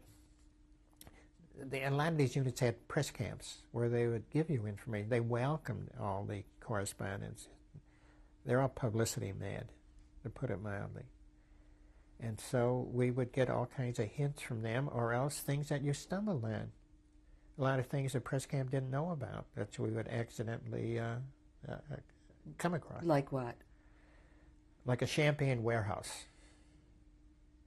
One time, I forget where this was, we wound up with a wheel about that big and about that thick, and we managed to get it into our Jeep, and we drove it over to a press camp where all the correspondents were, and we rolled it in, and everybody that went by, they'd have a knife and they'd chuck a piece out. It was very good cheese, whatever it was. We did silly things like that. We came up with bottles of champagne. I sent some home. And my father got them, and he said, we're going to save this stuff for a special occasion. And then my nephew was born, and my dad said, this is it. So we had, the party, and my dad takes a bottle, and he opens it up and tastes it. And he turns to me and he says, I could swear that this was, if I didn't know it was champagne. So, what are the things that happened? And you came to a manufacturing plant. Oh, yeah, we went to all these factories they had going. People, homeless people all over the place. They're, wherever they lived was burnt out or bombed or whatever. They were right, right in the front there. And it was spring. I remember we were eating cherries. Cherries were growing at that time. I don't know, March, April. We were driving along in a Jeep, eating cherries and spitting out the pit, and the war was coming to an end, we hoped. That was the terrible thing about the Battle of the Bulge. We thought the war was over, and all of a sudden we were losing, we were retreating, we were going back. The American Army at the Battle of the Bulge was burning all their material they had piled up, the gasoline dumps, and just retreating. And the story of Bastogne, they were surrounded, and General Patton came up with his army that was over on the left side, on the right side. Can you describe Tekla? Describe Tekla? Tekla was a factory where they, or was a town, and there was a factory near it where they manufactured wings for the Messerschmitts or whatever planes. And when the Germans retreated, they locked up 300 men into this building, and they saturated it with gasoline. And they threw incendiary hand grenades at it, and it burst into flames. And there was electrified barbed wire fences around that, and these people were burnt to death. Many of them ran out in flames and got to the electrified wire, and they just died clutching the fence there. And it was a horrible sight, absolutely horrible. And when we got there, these charred bodies were all over the place. And how long after the event did you arrive there? Well, it must have been pretty early. For all I know, they were going out of the front door and we were coming in the back door. And we photographed it all. Now, Andy Rooney, he's on 60 Minutes and all that. He was a correspondent for the Stars and Stripes. And he wrote an article. And he said it's worse than any concentration camp that he saw. So, was that one of your first exposures to what the Germans had perpetrated? Oh, I don't know what context of time that was in. But the Germans did a lot of things they shouldn't have done. But what were you aware of in this period of time, in this spring of 45? Well, first of all, we thought the war should have ended in 44. And we couldn't understand the delay. And then when the Battle of the Bulge broke out, it was even worse. And after that, we weren't optimistic. We thought it would go on forever. Now, I didn't trust anybody, the things they told us.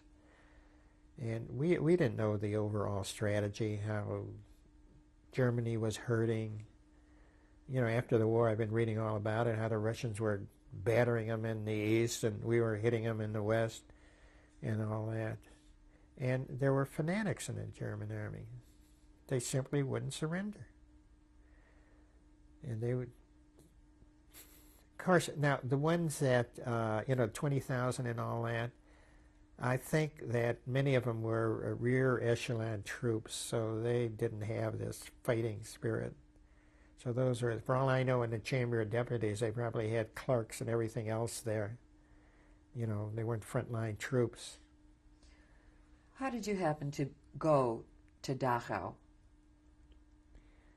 How did that come about? Why were you traveling there? We heard all kinds of rumors about that. There was a concentration camp. We didn't realize the extent of what occurred in the camp. So we went to the camp. We drove. It's a little town, you know, just outside of Munich, about 10 miles or something. Dachau is this little town. There was for all I know, it was a resort town, and next to it was the concentration camp. Just your Jeep? Just our the Jeep? Four of you? Oh, no, there were other soldiers. You know, there were thousands. Well, I don't know, Dachau had 50,000 inmates. It was spread out. It was big. And there were other military units all around us. When did you arrive? At Dachau? Well, it was the 29th. I don't know what time of the day or anything. Of what month? April 29th. And what time of day was it? What was the weather like? What do you remember? What did you see first? Oh, I don't remember anything about the weather. April 29th, you know, the war ended May 8th, just a week or two later. The first thing we saw was the train.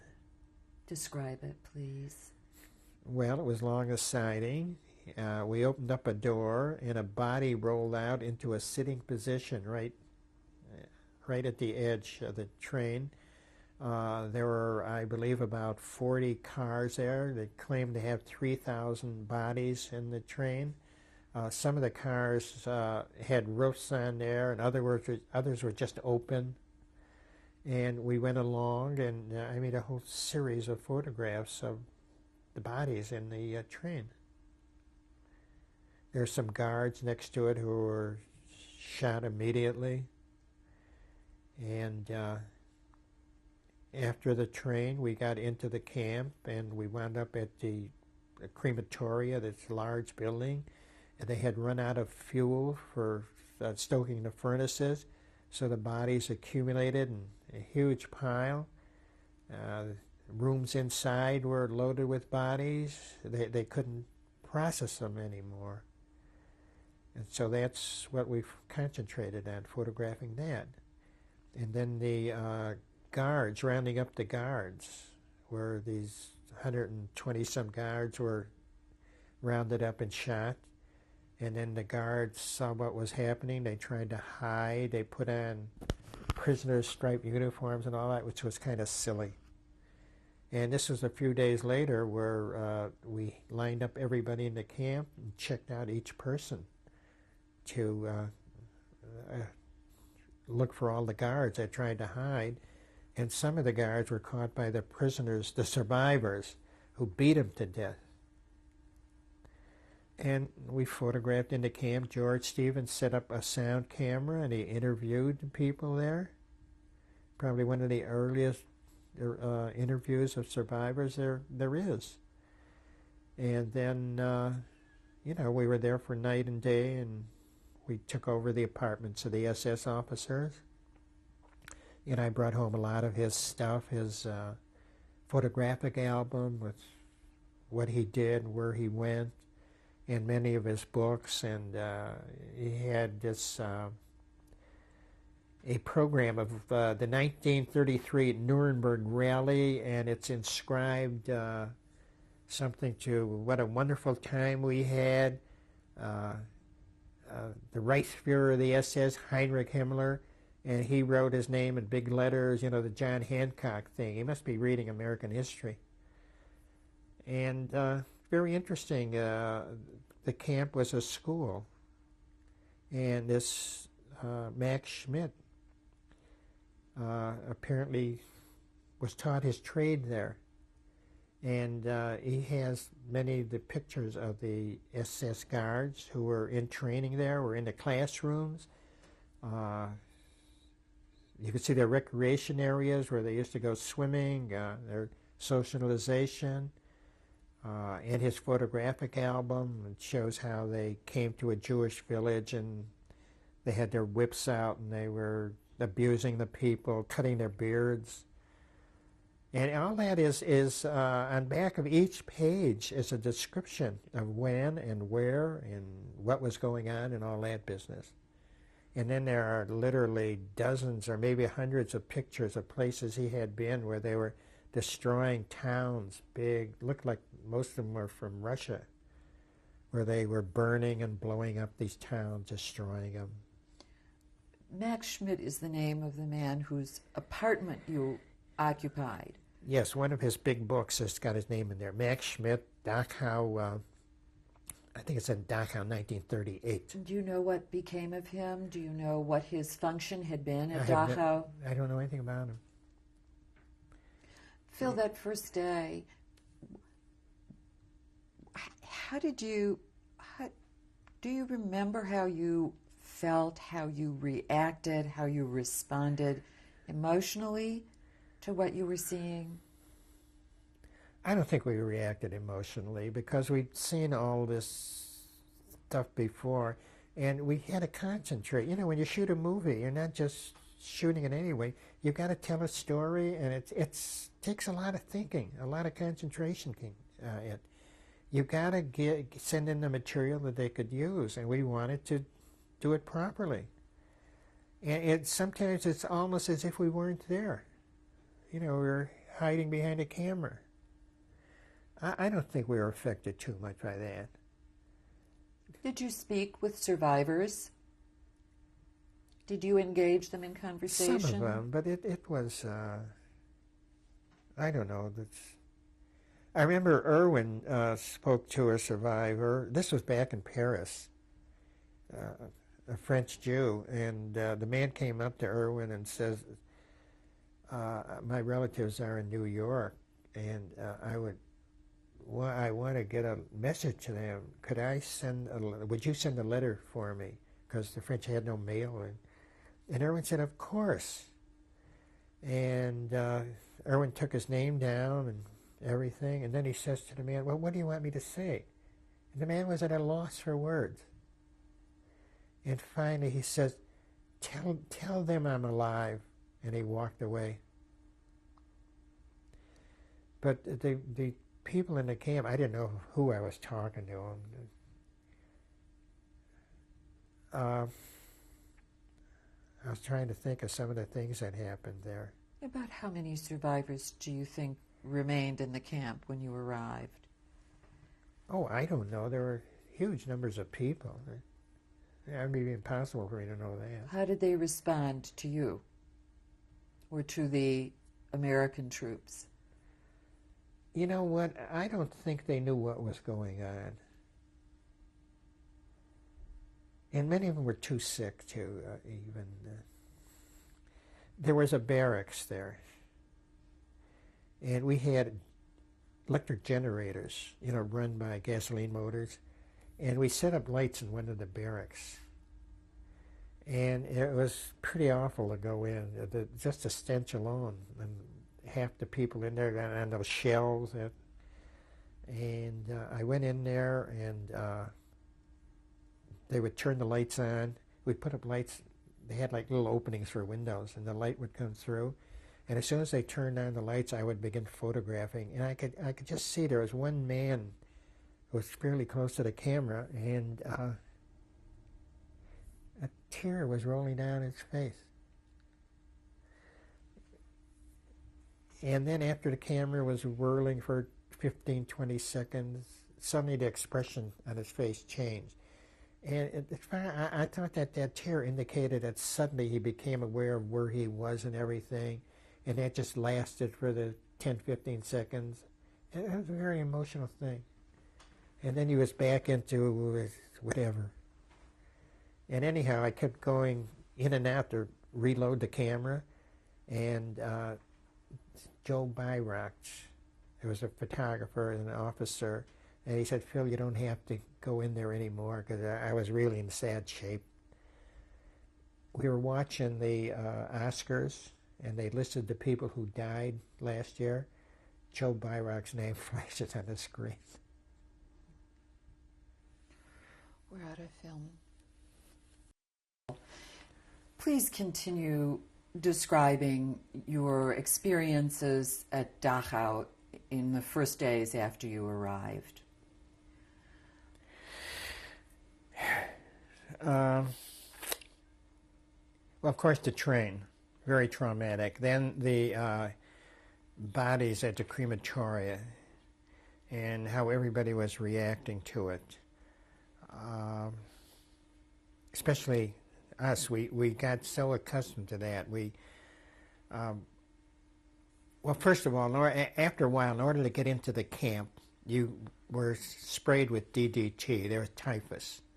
You were not, the Army wouldn't let you into the camp. So as a result, every time we went into the camp, they had air compressors with the DDT, and they'd shove them up your pants legs and in your sleeves, and they go whoosh, and you'd look like a sack of flour.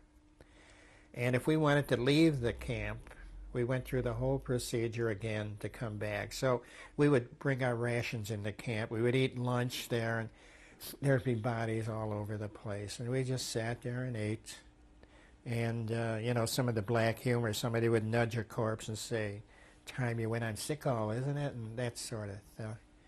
And a lot of the prisoners walking around would just drop dead. Some we would pull them over to the side, cover them with something if they had something to cover them with. So there are a lot of people dying after the camp was liberated. And then when the whoever it was moved in, the rear echelon, they tried to organize the camp. They set up shower points, for example, took all their clothes away and burnt them. And people ask me, well, didn't these people know that the Germans would try to trick these people into taking showers when actually there was gas coming down to kill them? And I'm sure nobody knew anything about that, at least not at that point. Well, anyhow, the showers, they had their shower and they would walk out, and then there was a side door where the people who dropped dead would be piled up. So there were two exits, the dead and the living. And you couldn't feed these people anything hard. You had to be very careful. They'd eat it and either throw up or drop dead, or I don't know. We didn't know how to handle that at all. But eventually there were huge truckloads of soft bread that they brought in, and they served cans of some kind of a soup. I think it was potato soup, and there was a residue there, and after everybody was served and the cans were still left standing there, the prisoners, the survivors, would come over and they'd shove each other to get close to the cans. They'd put their hands in and scoop the stuff up and eat it with their hands. Some of them had little cups. They'd scoop it up, and they're kind of pushing each other around. But it showed them coming to life there. I photographed that with the movies camera, and sent it in, and they sent back, "This is great. This is what we want," because it shows the people are starting to become human again. They're looking out for themselves. And so the camp went on and on. And can you describe the camp survivor population? Were there men and women? What were their ages? And all we saw were men until we had that religious ceremony. And then the women, apparently the women were employed in a factory. There were factories close to Dachau. And so they came in for the religious ceremony that they had. That was the first time I saw women there. how did the religious ceremony come about? Describe what was happening. And the please- Gentile prisoners had their own services. And they got all kinds of paints and fabric, and they painted icons, and they had banners and flags, and it was quite elaborate and tremendous turnout, huge number of survivors. And then when the Jewish prisoners wanted to hold their own ceremony, they had a problem. Some man approached, now I don't know if it was George Stevens, or George Stevens found out about it, and this man says that their group would not permit the Jews to have their own ceremony. Just raw anti-Semitism. And it turns out that they were a group of Poles that said they were going to disrupt the services. It was pretty horrifying. And, well, we told them off. We said, you start something and that'll be the end of you. We retorted that way. And so when the ceremonies took place, there were about 20 or 24 nationalities who had their own little groups, and they sent representatives to the Jewish services, including a group of Poles who were sympathetic to the Jews. So you have both the good and the bad in the same people. And so they in some of the pictures that I took, you could see some of the flags that had their national identification, colors and all that. And so they had this service. And they built this big pulpit with the Star of David on it. And they brought in all these Jewish women who were employed in factories who may have just arrived because they looked awfully good physically to me. And I was just trying to think of some of the things that occurred. The factories turned out some very, very valuable ceramics. My partner Pinky brought some home, and he's got them in a case in his house, and he said he was offered thousands of dollars for them. They were very rare items. Now, I remember we went into these places, and there were busts of Hitlers and all that, and we were throwing them around and breaking them up and everything. I wish I'd brought some of them home. I was always bringing home medals and guns and all that. So Pinky was on the ball there. That was some of the things that happened at Dachau. George Stevens went into a barracks, a women's barracks, and there was a rabbi in there giving a little service. And when the service was over, he was crying. There were tears coming down his face and everything. And after the war, he did the Diary of Anne Frank. He was a wonderful man, really. He was a colonel in the army, but that didn't make any difference to us. You could talk to him, tell him off, or he'll tell you off, friendly, I hope. One time, one of the lieutenants there, I left the evening before I had gone to Irwin's room. We were in Paris, and I left all my equipment in there because we were writing up all the captions of the story that we shot, and I figured we're going out the next morning. I'll leave my equipment there. And this lieutenant happened to come across it, and he hid it. And I talked to, we had maids. This is the Army. And I asked one of the maids, said, well, so-and-so took him away. So I got hold of this lieutenant, and I said, what's going on here? So he said, well, you were so careless with this equipment, I'm not going to let you have it. And I said, you better let me have it. Well, he was about 6 feet, maybe 7 feet. Looked like 8 feet to me. He said, okay, Buster, I'm taking my bars off, and we'll go at it. So I said, look at here. I said, if you're challenging me, the rules of combat or whatever they call it, I said, what do you say we use Schmeisser machine pistols? Well, he realized how foolish everything was, so he shut up, but he wouldn't give me back the camera. So I went to Stevens, and I said, that so-and-so took my camera. I can't shoot any pictures without a camera. Or would you tell the jerk to give them back to me? Well, Stevens didn't want to be on his side. He didn't want to be on my side. And I was sitting there, how's he going to figure this one out now? So he says, Phil, here's my camera. You take it. Oh. Yeah, King Solomon couldn't have done any better. But anyhow, he was an awfully nice person. He came to town a couple of times. He would call. I told you, he took me to lunch at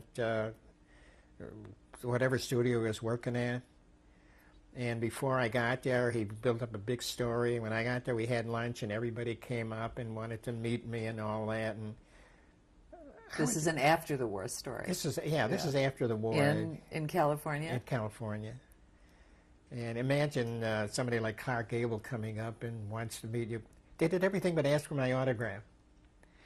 So that was very funny. But anyhow, great Please guy. come back to Dachau for a few minutes, if you will. Military, not military, but medical personnel. Do you remember when medical personnel arrived at the camp? No, I don't. All I remember is that they came in and cleaned up or tried to clean up everything.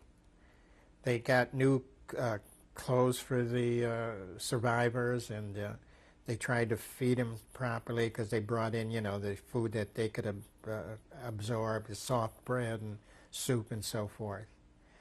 And Dachau, a lot of these people were at Dachau for years after that. That's what I've been reading about that. They had no place to go. And then they had trials at Dachau after that. And as a matter of fact, the Nuremberg trials, I was reading where the furnaces at Dachau, they burnt the bodies of the Nuremberg criminals at Dachau, and then they dispersed the ashes someplace. They didn't want any factions, neo-Nazis coming up and, using the graves of the leaders of the Nazi Party to reconstruct the Nazi movement. What do you remember of the Jewish service? What do I remember about it? I don't remember very much at all because I was running around photographing the people, and it was very emotional. Everybody was crying.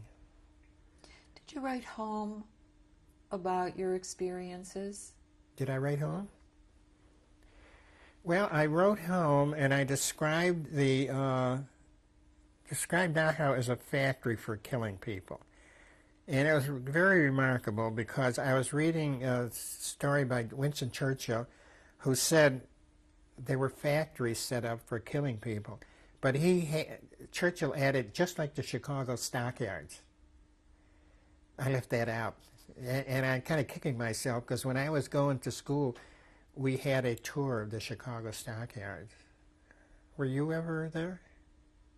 Where you went in, where you would kill the animals. If you were queasy, you'd take a route.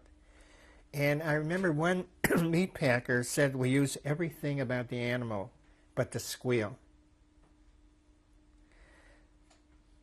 But anyhow, Churchill upmanshiped me on the description. But that's what it was. It was organized. They had everything, but they did have an assembly line, where they went through the bodies and took them apart and knocked out the teeth and all that other business. You mentioned that you and Erwin were really the only Jewish men in your unit. Yeah. And what was the discussion among the larger unit?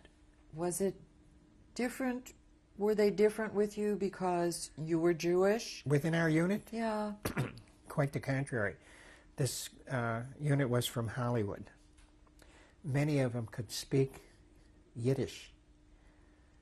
They knew so many words. They were very sensitive to the fact that the Jews made Hollywood and ran it, for that matter. And it was very funny. One of the guys there, he pointed to some woman, from the underground. They were not very attractive. And he says that the underground was known as the Maquis. That means underbrush. And he said, look at the Maquis from the Maquis. I said, what are you talking about? He explained it to me. So, they knew Yiddish very well. When did you realize the magnitude of what had gone on in places like Dachau? Maybe back at Tikal. the burnt prisoners, the charred bodies. I mean, they were dealing in mass criminality, burning 300 people. That's enough to set you off on anything. So we realized that things weren't going to get worse as we got further into Germany. When did you realize about the numbers of Jews who had borne the brunt? We really didn't have an idea of the magnitude of everything that had occurred. But you know what? Everybody was anti-Semitic, including the United States of America. There was a poll taken that 83% of the Americans would prefer not to live near a Jew in World War II. And of course, President Roosevelt didn't do too well regarding letting the Jews come into the United States.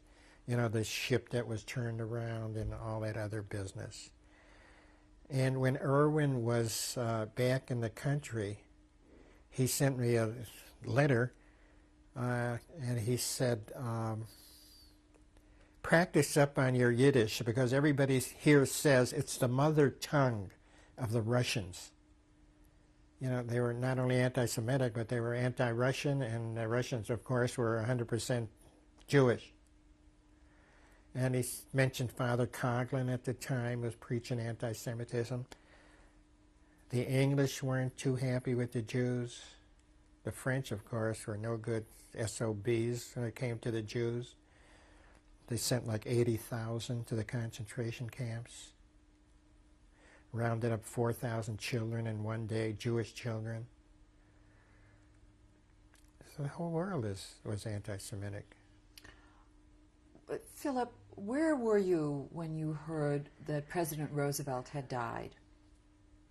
I was probably in Paris because the French were coming up to me and telling me how sorry they were and how awful it was and how shocked they were, all the condolences. I couldn't walk down the street without having somebody stop me and come up and tell me how sorry they were. Will you share your personal feelings at that time?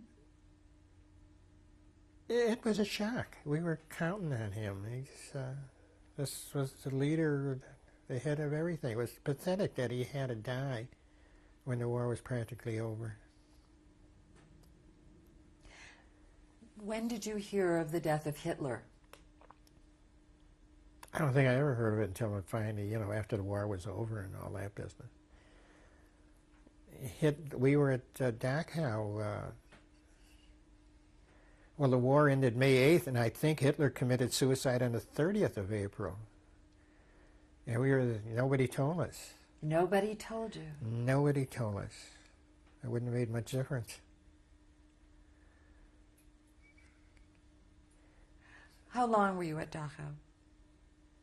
I really don't know. Maybe a week and a half. We were there quite a while, putting everything together and getting all the film. And Irwin says there's a lot of usage from our film. He was writing it. We were directly attached to Supreme Headquarters.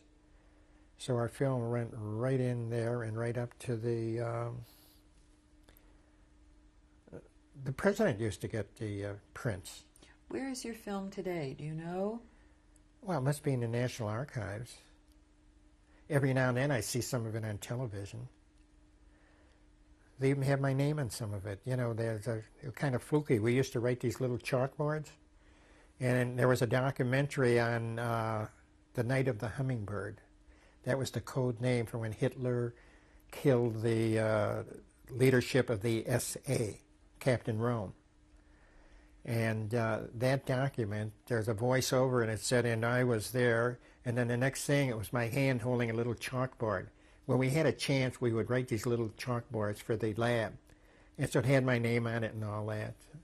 And then sometimes either Pinky and I would be in the film, because if one of us was shooting the long shots and the other was working in close, he'd be in the film. So every now and then we could spot ourselves. Where were you the day the war was over? Dachau. The war ended Well, it ended May 8th for us and May 9th, I think, for the Russians. And how did you know the news?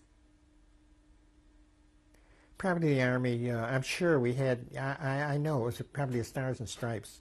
They passed out the papers and it was in the headlines. War is over. I'm sure I saw that at Dhaka. And how did you feel? Felt great. Now we could get the hell out of here. That was your first thought? You know, in order to get home, the Army had a point system. Those who had the most points would go out first. And the way you get points is how long you were in, what campaigns you were in, what sort of commendations or medals you got.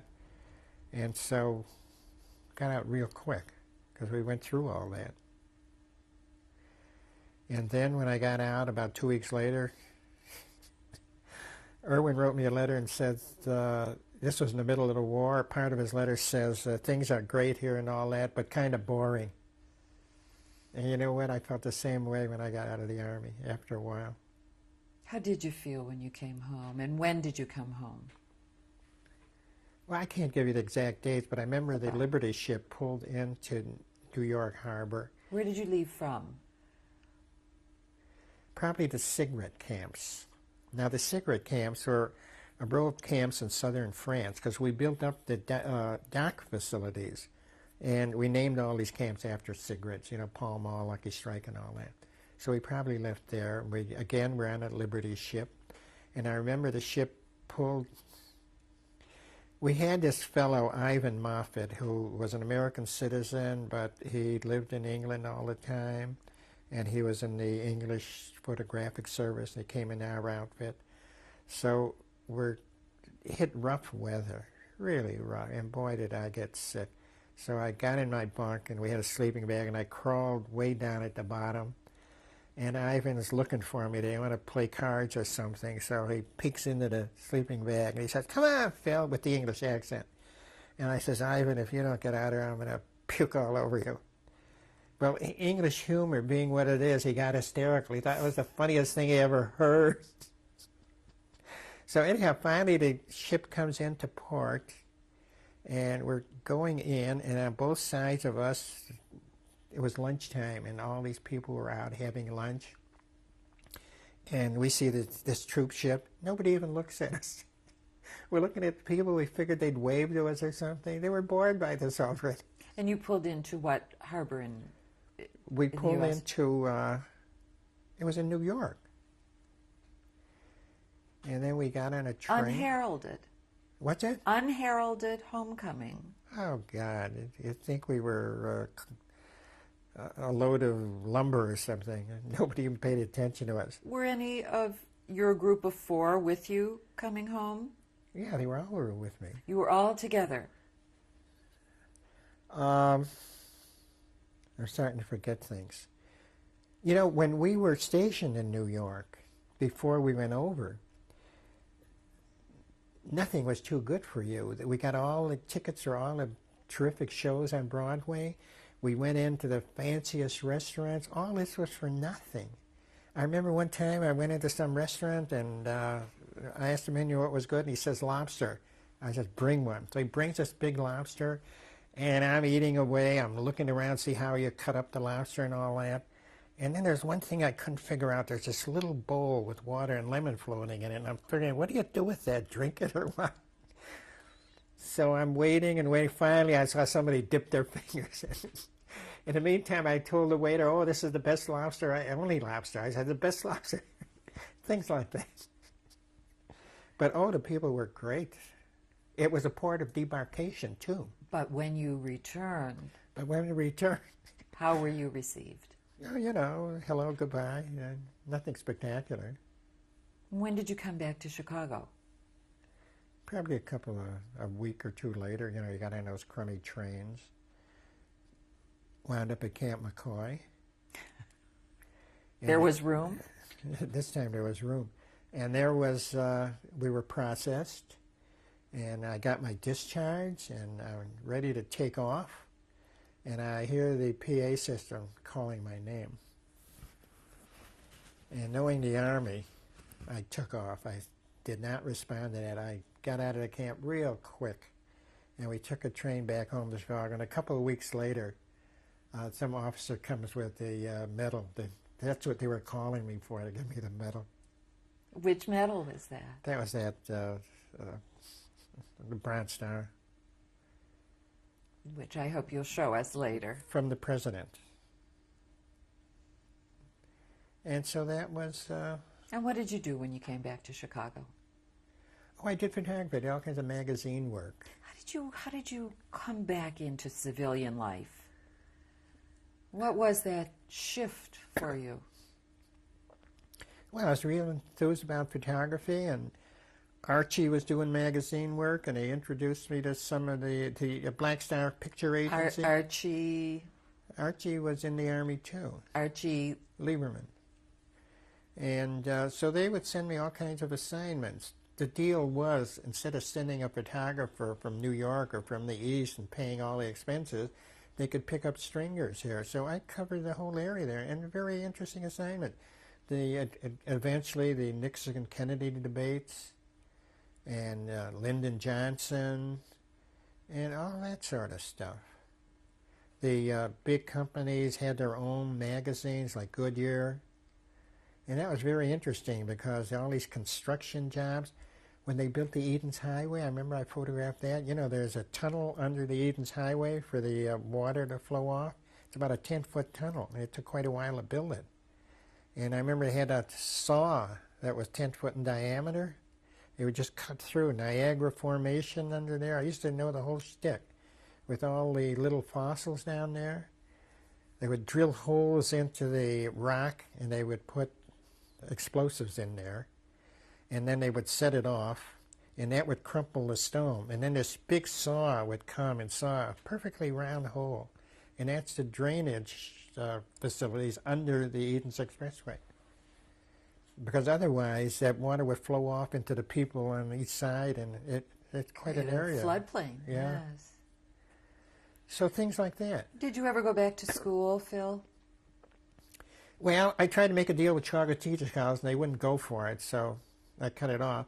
And then the Institute of Design had a course. I thought it might be interesting, so I went there for one semester. And I had a lot of problems there because they had Archipenko, you know Archipenko, the sculptor? Couldn't understand a word he said. And Moholy-Nagy. And it was silly stuff that they were, nothing compared with, you know, going and chasing the Germans and all that. I figured this was art photography, and I wasn't into that. So I spent some more time out at camp. I needed the... to get away from everything. At camp? What camp? At Camp Henry Horner. And it was great. I was a swimming director. I was out on the lake all summer long with the sun, and all the people that had vacation homes, and we had beach facilities, and the people would come over, and you get to meet human beings out there. And then the kids at night, I would take the kids rowing. We'd row around the lake and catch turtles. I got to be an expert in catching turtles. Sneak up on them and grab them. You had to be careful, though. Occasionally there'd be a snapper there, which are vicious things. And it was great relaxation, terrific. Philip, you returned home. You went to war. How old were you when you went off to war? I was about 21, I would think. And you returned in 1945, so you were still a young man, but... Still am.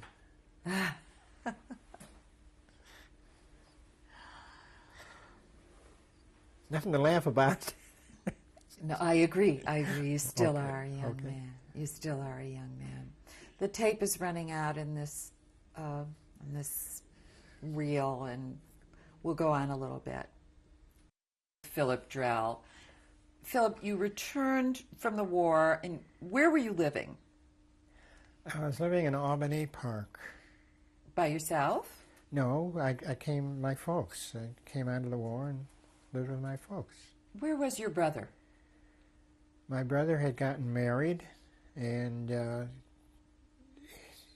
trying to remember where he lived, but he had an apartment and bought a home. And What's your brother's name? Stanley. Schultz, they call him. And around the neighborhood, the people finally believed that our last name was Schultz. So we had to talk about that one. And we were brought up in Albany Park. And my brother had a group, the St. Louis Blues, because we lived on St. Louis Avenue. And they were a little gang, and I kind of used to hang around with them. That was when you were little again. Yeah. I want to know what it was like when you came back after having been a soldier. Who was in the neighborhood that you returned to? Well, there was a fantastic number of casualties in my high school class. As a matter of fact, I went to a reunion and I almost didn't know anybody there, and I kept asking about him, and he was killed here and there and all that. It was pretty discouraging. We were the class that was just right for the war, right age and everything else. So that was kind of miserable. Which reunion was that you referred to? Oh, I don't know, what, about 10, 15 years ago. And then my good friends who didn't go in the war, especially irritating because one of them was a very star athlete. And he got into a business, so-called gray market steel. And I got to know a lot of people who were making a considerable amount of money during the war, and they never went to the war. And the thing I wanted most was an automobile. You couldn't buy an automobile. They sell you an automobile, you know, beat up old thing, because cars were not built during the war. You could go out and there'd be a used car and maybe $200-300, and they'd say you could have the car for $200-300, and there'll be $1,000 for the steering wheel under the table. Well, first of all, I didn't have that kind of money, and you know, Army salary. So this very good friend of mine that made a lot of money, he shows up one day with a brand new car. The first cars that were rolling off the assembly line. He'd been a 4F, you know, the classification, and this guy had the car. Oh, I didn't think there was much justice in this world after that. Did you talk to people when you came home about what you had experienced? I suppose. I don't know. But the funniest thing I think that ever happened, my son was playing with another buddy of his, and one day Brian, my son, takes an article, you know, like captured 600 Germans, and shows him to this kid, and this kid looks at it and says, "There's another field drill. That's not your father." And I almost had a fight over it. Tell us how you got to be a family man. How I got to be a family man? Well, there I met this beautiful young lady, and the hormones chipped in, and there I was. Her name? Her name? Winifred Annette Nay Levy Drell. And when did you meet her? 47 years ago. And when did you marry? Well, 3 years after I met her. She was always fighting with me. She's not here. But she'll join you later. And you have how many children? 2. 2. Brian was born when? You see, this is why I need her. Brian's about 41 or 2 or 3 or something there. And Roberta's 2 or 3 years younger. And Roberta, she's marvelous. She's a veterinarian, has her own practice, her own hospital, and doing very well. Trusts her parents. She was so busy that they were living in an apartment and she wanted a home. And she says, "I don't have any time to go looking." She says, "You do it. Anything that I mentioned to her that she should do, she says, you do it." So Winnie and I looked and found a home. She bought it, moved right in, and loved it. Great home. And a few years later, we're at the home, and she starts saying, "You know, we're going to add on to this house." So I said, "Oh, well." And then she starts elaborating, and she comes up with like $100,000 addition. I said, "You know, that's overbuilding this home. You're crazy. You take that money and buy another home." So she says, okay, you do it. So Winnie and I, we have a friend who's in the real estate business. Call her up. She sent us 5 different proposals. And Winnie and I, zip, zip, zip, we found one which was I could see right off. Came back to Roberta and told her we found a home. She said, so quick? I said, we found it for you. She bought it, and she's deliriously happy over it. That's great. But what was your real business through My the real years? business was photography. I thought I was doing a lot of the magazine photography, and it was glamorous, but very little lucre in it. Very little. And so one day I did a commercial job for Helene Curtis. A business presentation. They call in all their dealers. And we got McCormick Place. You know, it was a big thing. And it was all slides. That's how I got into slides. And I worked like a week on it. And it was so lucrative that they sent me the check. Incidentally, I paid instantly. And there was enough money there to buy a brand new car for that 1 week's work. You know, I'm trying to relate it to what a car is worth now, that sort of thing. So ever since then, I was doing all this commercial stuff. Playboy, for example, World Book. Oh, I went into film strips, too. What happened was, Helene Curtis says, all our retailers are here, but their salesmen aren't.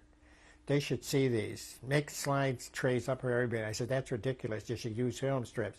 So I said, do it. I never made a film strip in my life. But after that, I got into a lot of film strips, like World Book used tremendous numbers of them. So everything turned out very well in that regard. So we were able to do things that were interesting and make a decent living at it. And Winnie was involved in the business? Oh, yeah. Winnie handled all the book work, and she was a gopher, picked things up. And is that business still active? Completely wiped out. And the reason for that was video. See that villain there? He did it. Because instead of film strips, they used video cassettes. And a lot of the photography now was computer. You know, you could make a slide on a computer very well, too. So when did that interfere with your work? I don't know. Trying to figure out how old I was when I retired. I retired when I was about 62, so it's quite a while ago. Mm-hmm. And what have you been doing since then? Photography. We go on all kinds of interesting trips, you know, like this Central America stuff. And we were in Israel and in England and France, and do a lot of stuff in Mexico. And do you stay in touch with the guys from your unit? And who is still around? Pinky is around, my partner. He lives in South Carolina, and every now and then when we're close by, we're on a vacation, we drop in. And so I see him very often. Now, as far as the other fellows go, like I told you, Joe Byrock, we look on the screen. He died last year. The Colonel, when he was still alive, they had a film festival here in Chicago. He came in and called me up, and I had to go down, and they introduced him from the stage, and he introduced me as one of my fellow soldiers and all that business. And Irwin, unfortunately, passed away at a fairly young age. Irwin, I guess he drank too much.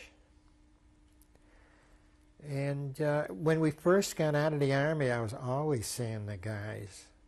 And, you know, gradually it diminished.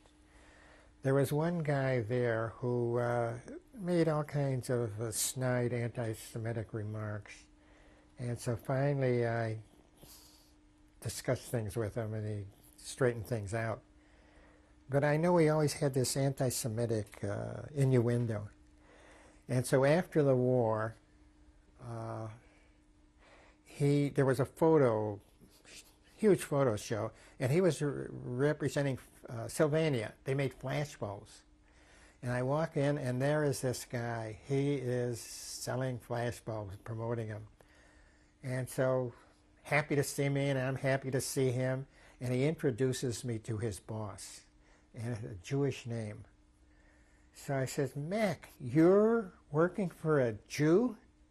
And he goes, hoping his boss didn't hear anything. I got the last dig in on him. But ordinarily he was pretty nice, as a matter of fact. What happened to your war souvenirs? You mentioned that you had guns that you... Well, I told you I gave the guns away. Well, describe how you had even sent them home. During the war, you were... First of all, we were with Supreme Headquarters,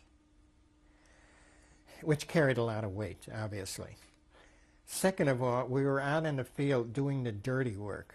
So if we wanted to send something home, nobody's going to argue with us, because we were always exposed to, you know, whatever could occur. And these guys were in the rear, and they were kind of had a guilt complex over it. So anything we did, they went along. Now, the way you send stuff home is the officers in your own outfit had to check it out. They had to censor, you know, all your letters and everything. So they said, pass, pass, pass. So all that I did was, I told you 10-in-1 rations, a nice heavy cardboard box, about so big. And it had rations for 10 people for 1 day, or rations for one person for 10 days.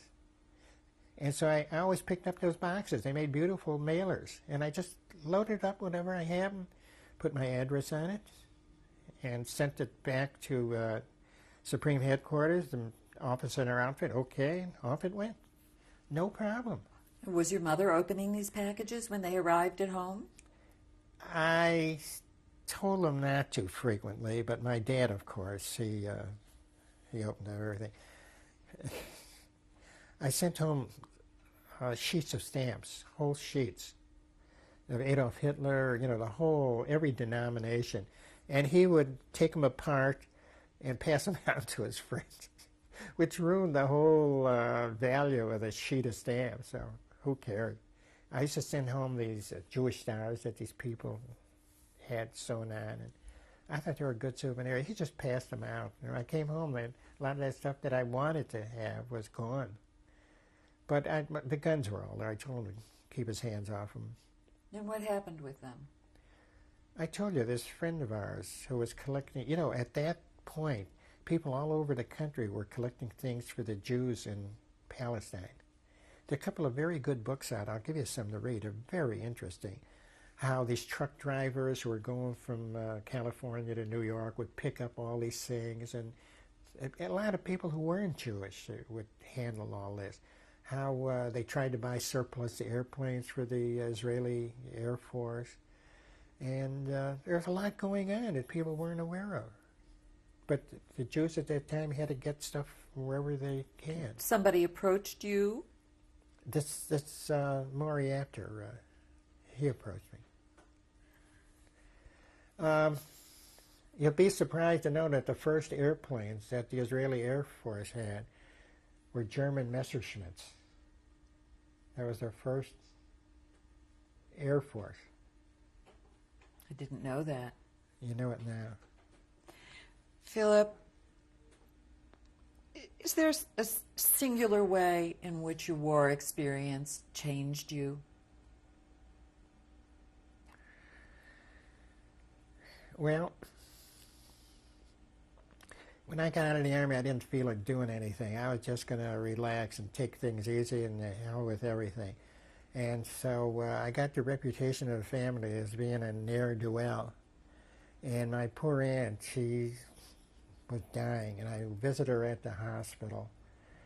And she opens up her eyes and she looks at me. Do you understand Yiddish? A little, but She you'll looks translate. at me and she says, "Schwere Arbeiter." That ironic twist, hard worker. Yes. Philip, I want to thank you very much for participating and giving your testimony. And Winnie will join you after a bit, and we have a lot of your photographs that we'll be able to look at now. Merle, I was glad to do it. And if you're a good girl, I'm going to show you that slideshow again. Okay, this is the Special Motion Picture Coverage Unit, and we're attached to SHAPE, which is Supreme Headquarters, Allied Expeditionary Force in the European Theater of Operations. Now the camera's cutting in on yours truly. Now that's me with the handsome camera. Philip Drell. Philip Drell, thank you. I knew that name sounded familiar. Now that man in the soft hat is George Stevens, who was the commander of the outfit. Standing. Yes. Oh, you're right. Now, that's Irwin Shaw on the very left. And now we're coming into Pinky Ridgell. Now, Pinky was my partner in shooting the film. He's right in the center of the picture. Okay, this is the camera that we used. It was the state-of-the-art for newsreel cameras way back in the 1940s. And it was used all over the world. The Germans had them. Even the Russians had them. Now, this was a camera that was made by Bell and Howell in Lincolnwood, Illinois. It's made to shoot 35 millimeter, which is the professional theatrical size of film. The name derives from the I, which is the eye you have in your head, and MO for motion picture. And combining those, you come up with IMO. This picture was taken at on August 25th, 1944, which was the day that Paris was liberated, and these are the soldiers that surrendered. And the civilians were pitching in with the fighting and everything, and you see the man on the left with a cigar in his face, and he's enjoying guarding the prisoners. This was taken at the Battle of the Bulge in December or even early January of 1944 to 45. And it was awfully cold, about as cold as it ever got in Europe. And here, wearing a fur-lined jacket, and that's my partner Pinky. I guess he's hiding under something, I don't know. These are the charred bodies of the atrocity committed near the town of Tekla, where they locked 300 workers into a building and set fire to it as the Germans were retreating. And what month was this? This was in April of 1945. This is another photo of what's left of the building in which these 300 workers were burnt to death. Some of them got out and ran to the electrified fences and were electrocuted, which was maybe a blessing for them. This was at the liberation of Dachau, April 29th, 1945, and this is the first thing we ran into. There was a train loaded with perhaps 3,000 bodies. These were some guards who were caught alongside a train, and they were shot. This was another picture I took of the train. We opened the doors and the body rolled out.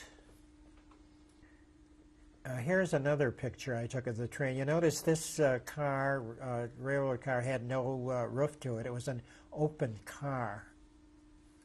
Here is the picture I took of the crematoria at Dachau. Apparently they had run out of coke, which they used for fuel, and the bodies accumulated. The rooms inside this building were loaded with more bodies.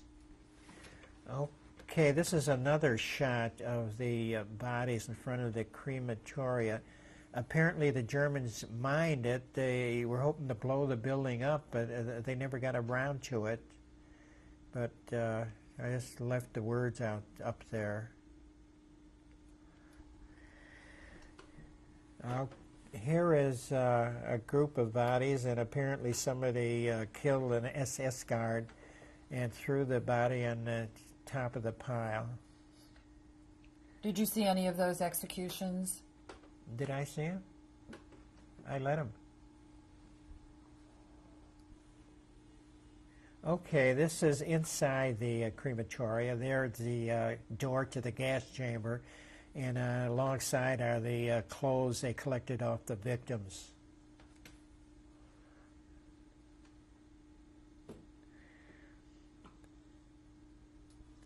This is a room inside the crematoria. They were many rooms there loaded with more bodies. What did it smell like, Philip? Didn't smell at all. These are the guards that were shot out of the watchtowers. The prisoners are behind the barbed wire fence, and I guess this makes them happy to see something like this. When you say they were shot out of the watchtowers, who shot them? I imagine American Army. These are the survivors who are still in the camp.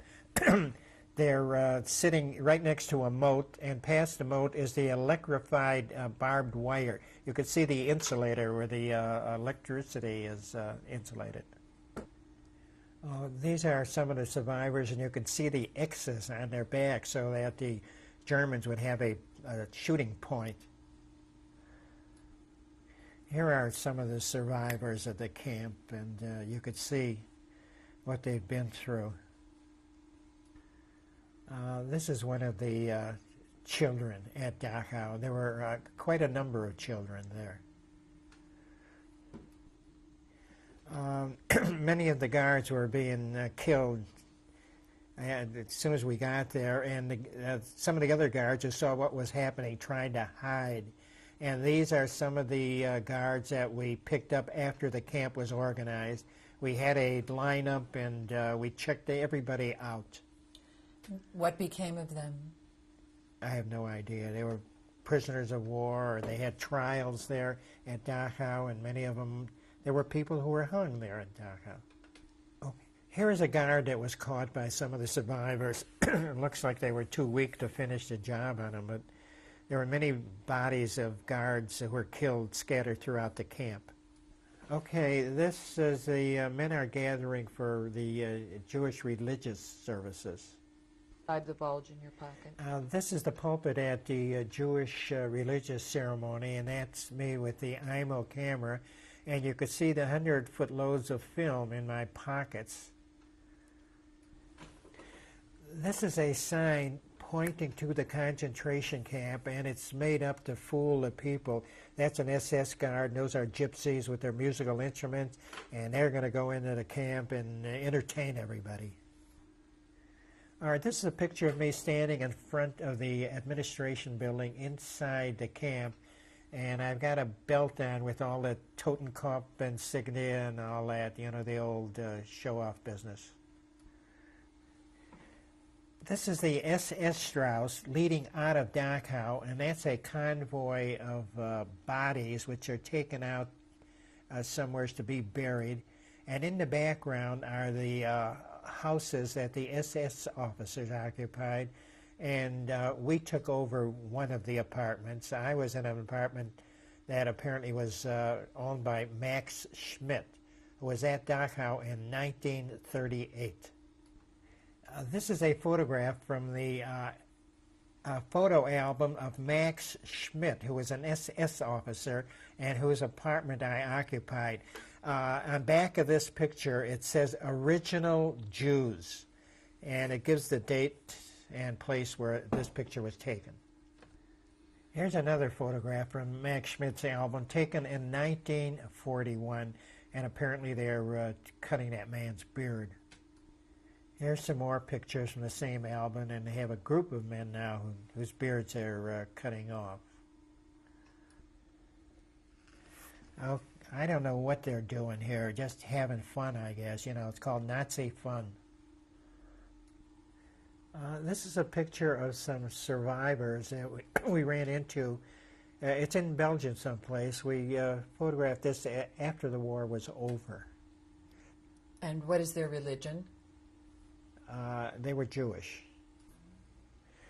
This is a group of kids there, and my partner Pinky is teaching a little girl how to chew gum.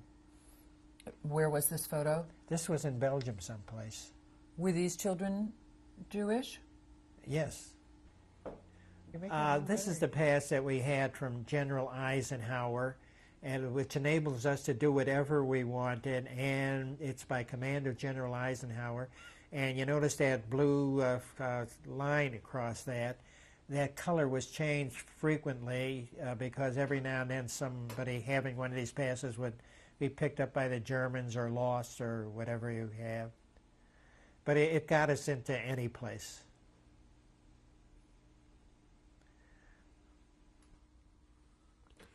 Now, Merle, this is my lovely wife, Winifred Annette Nay Levy Drell. And unfortunately, she made a horrible mistake in her life, and I'm trying to compensate for that now. What was the mistake? What was the mistake? Yes. I didn't marry you earlier.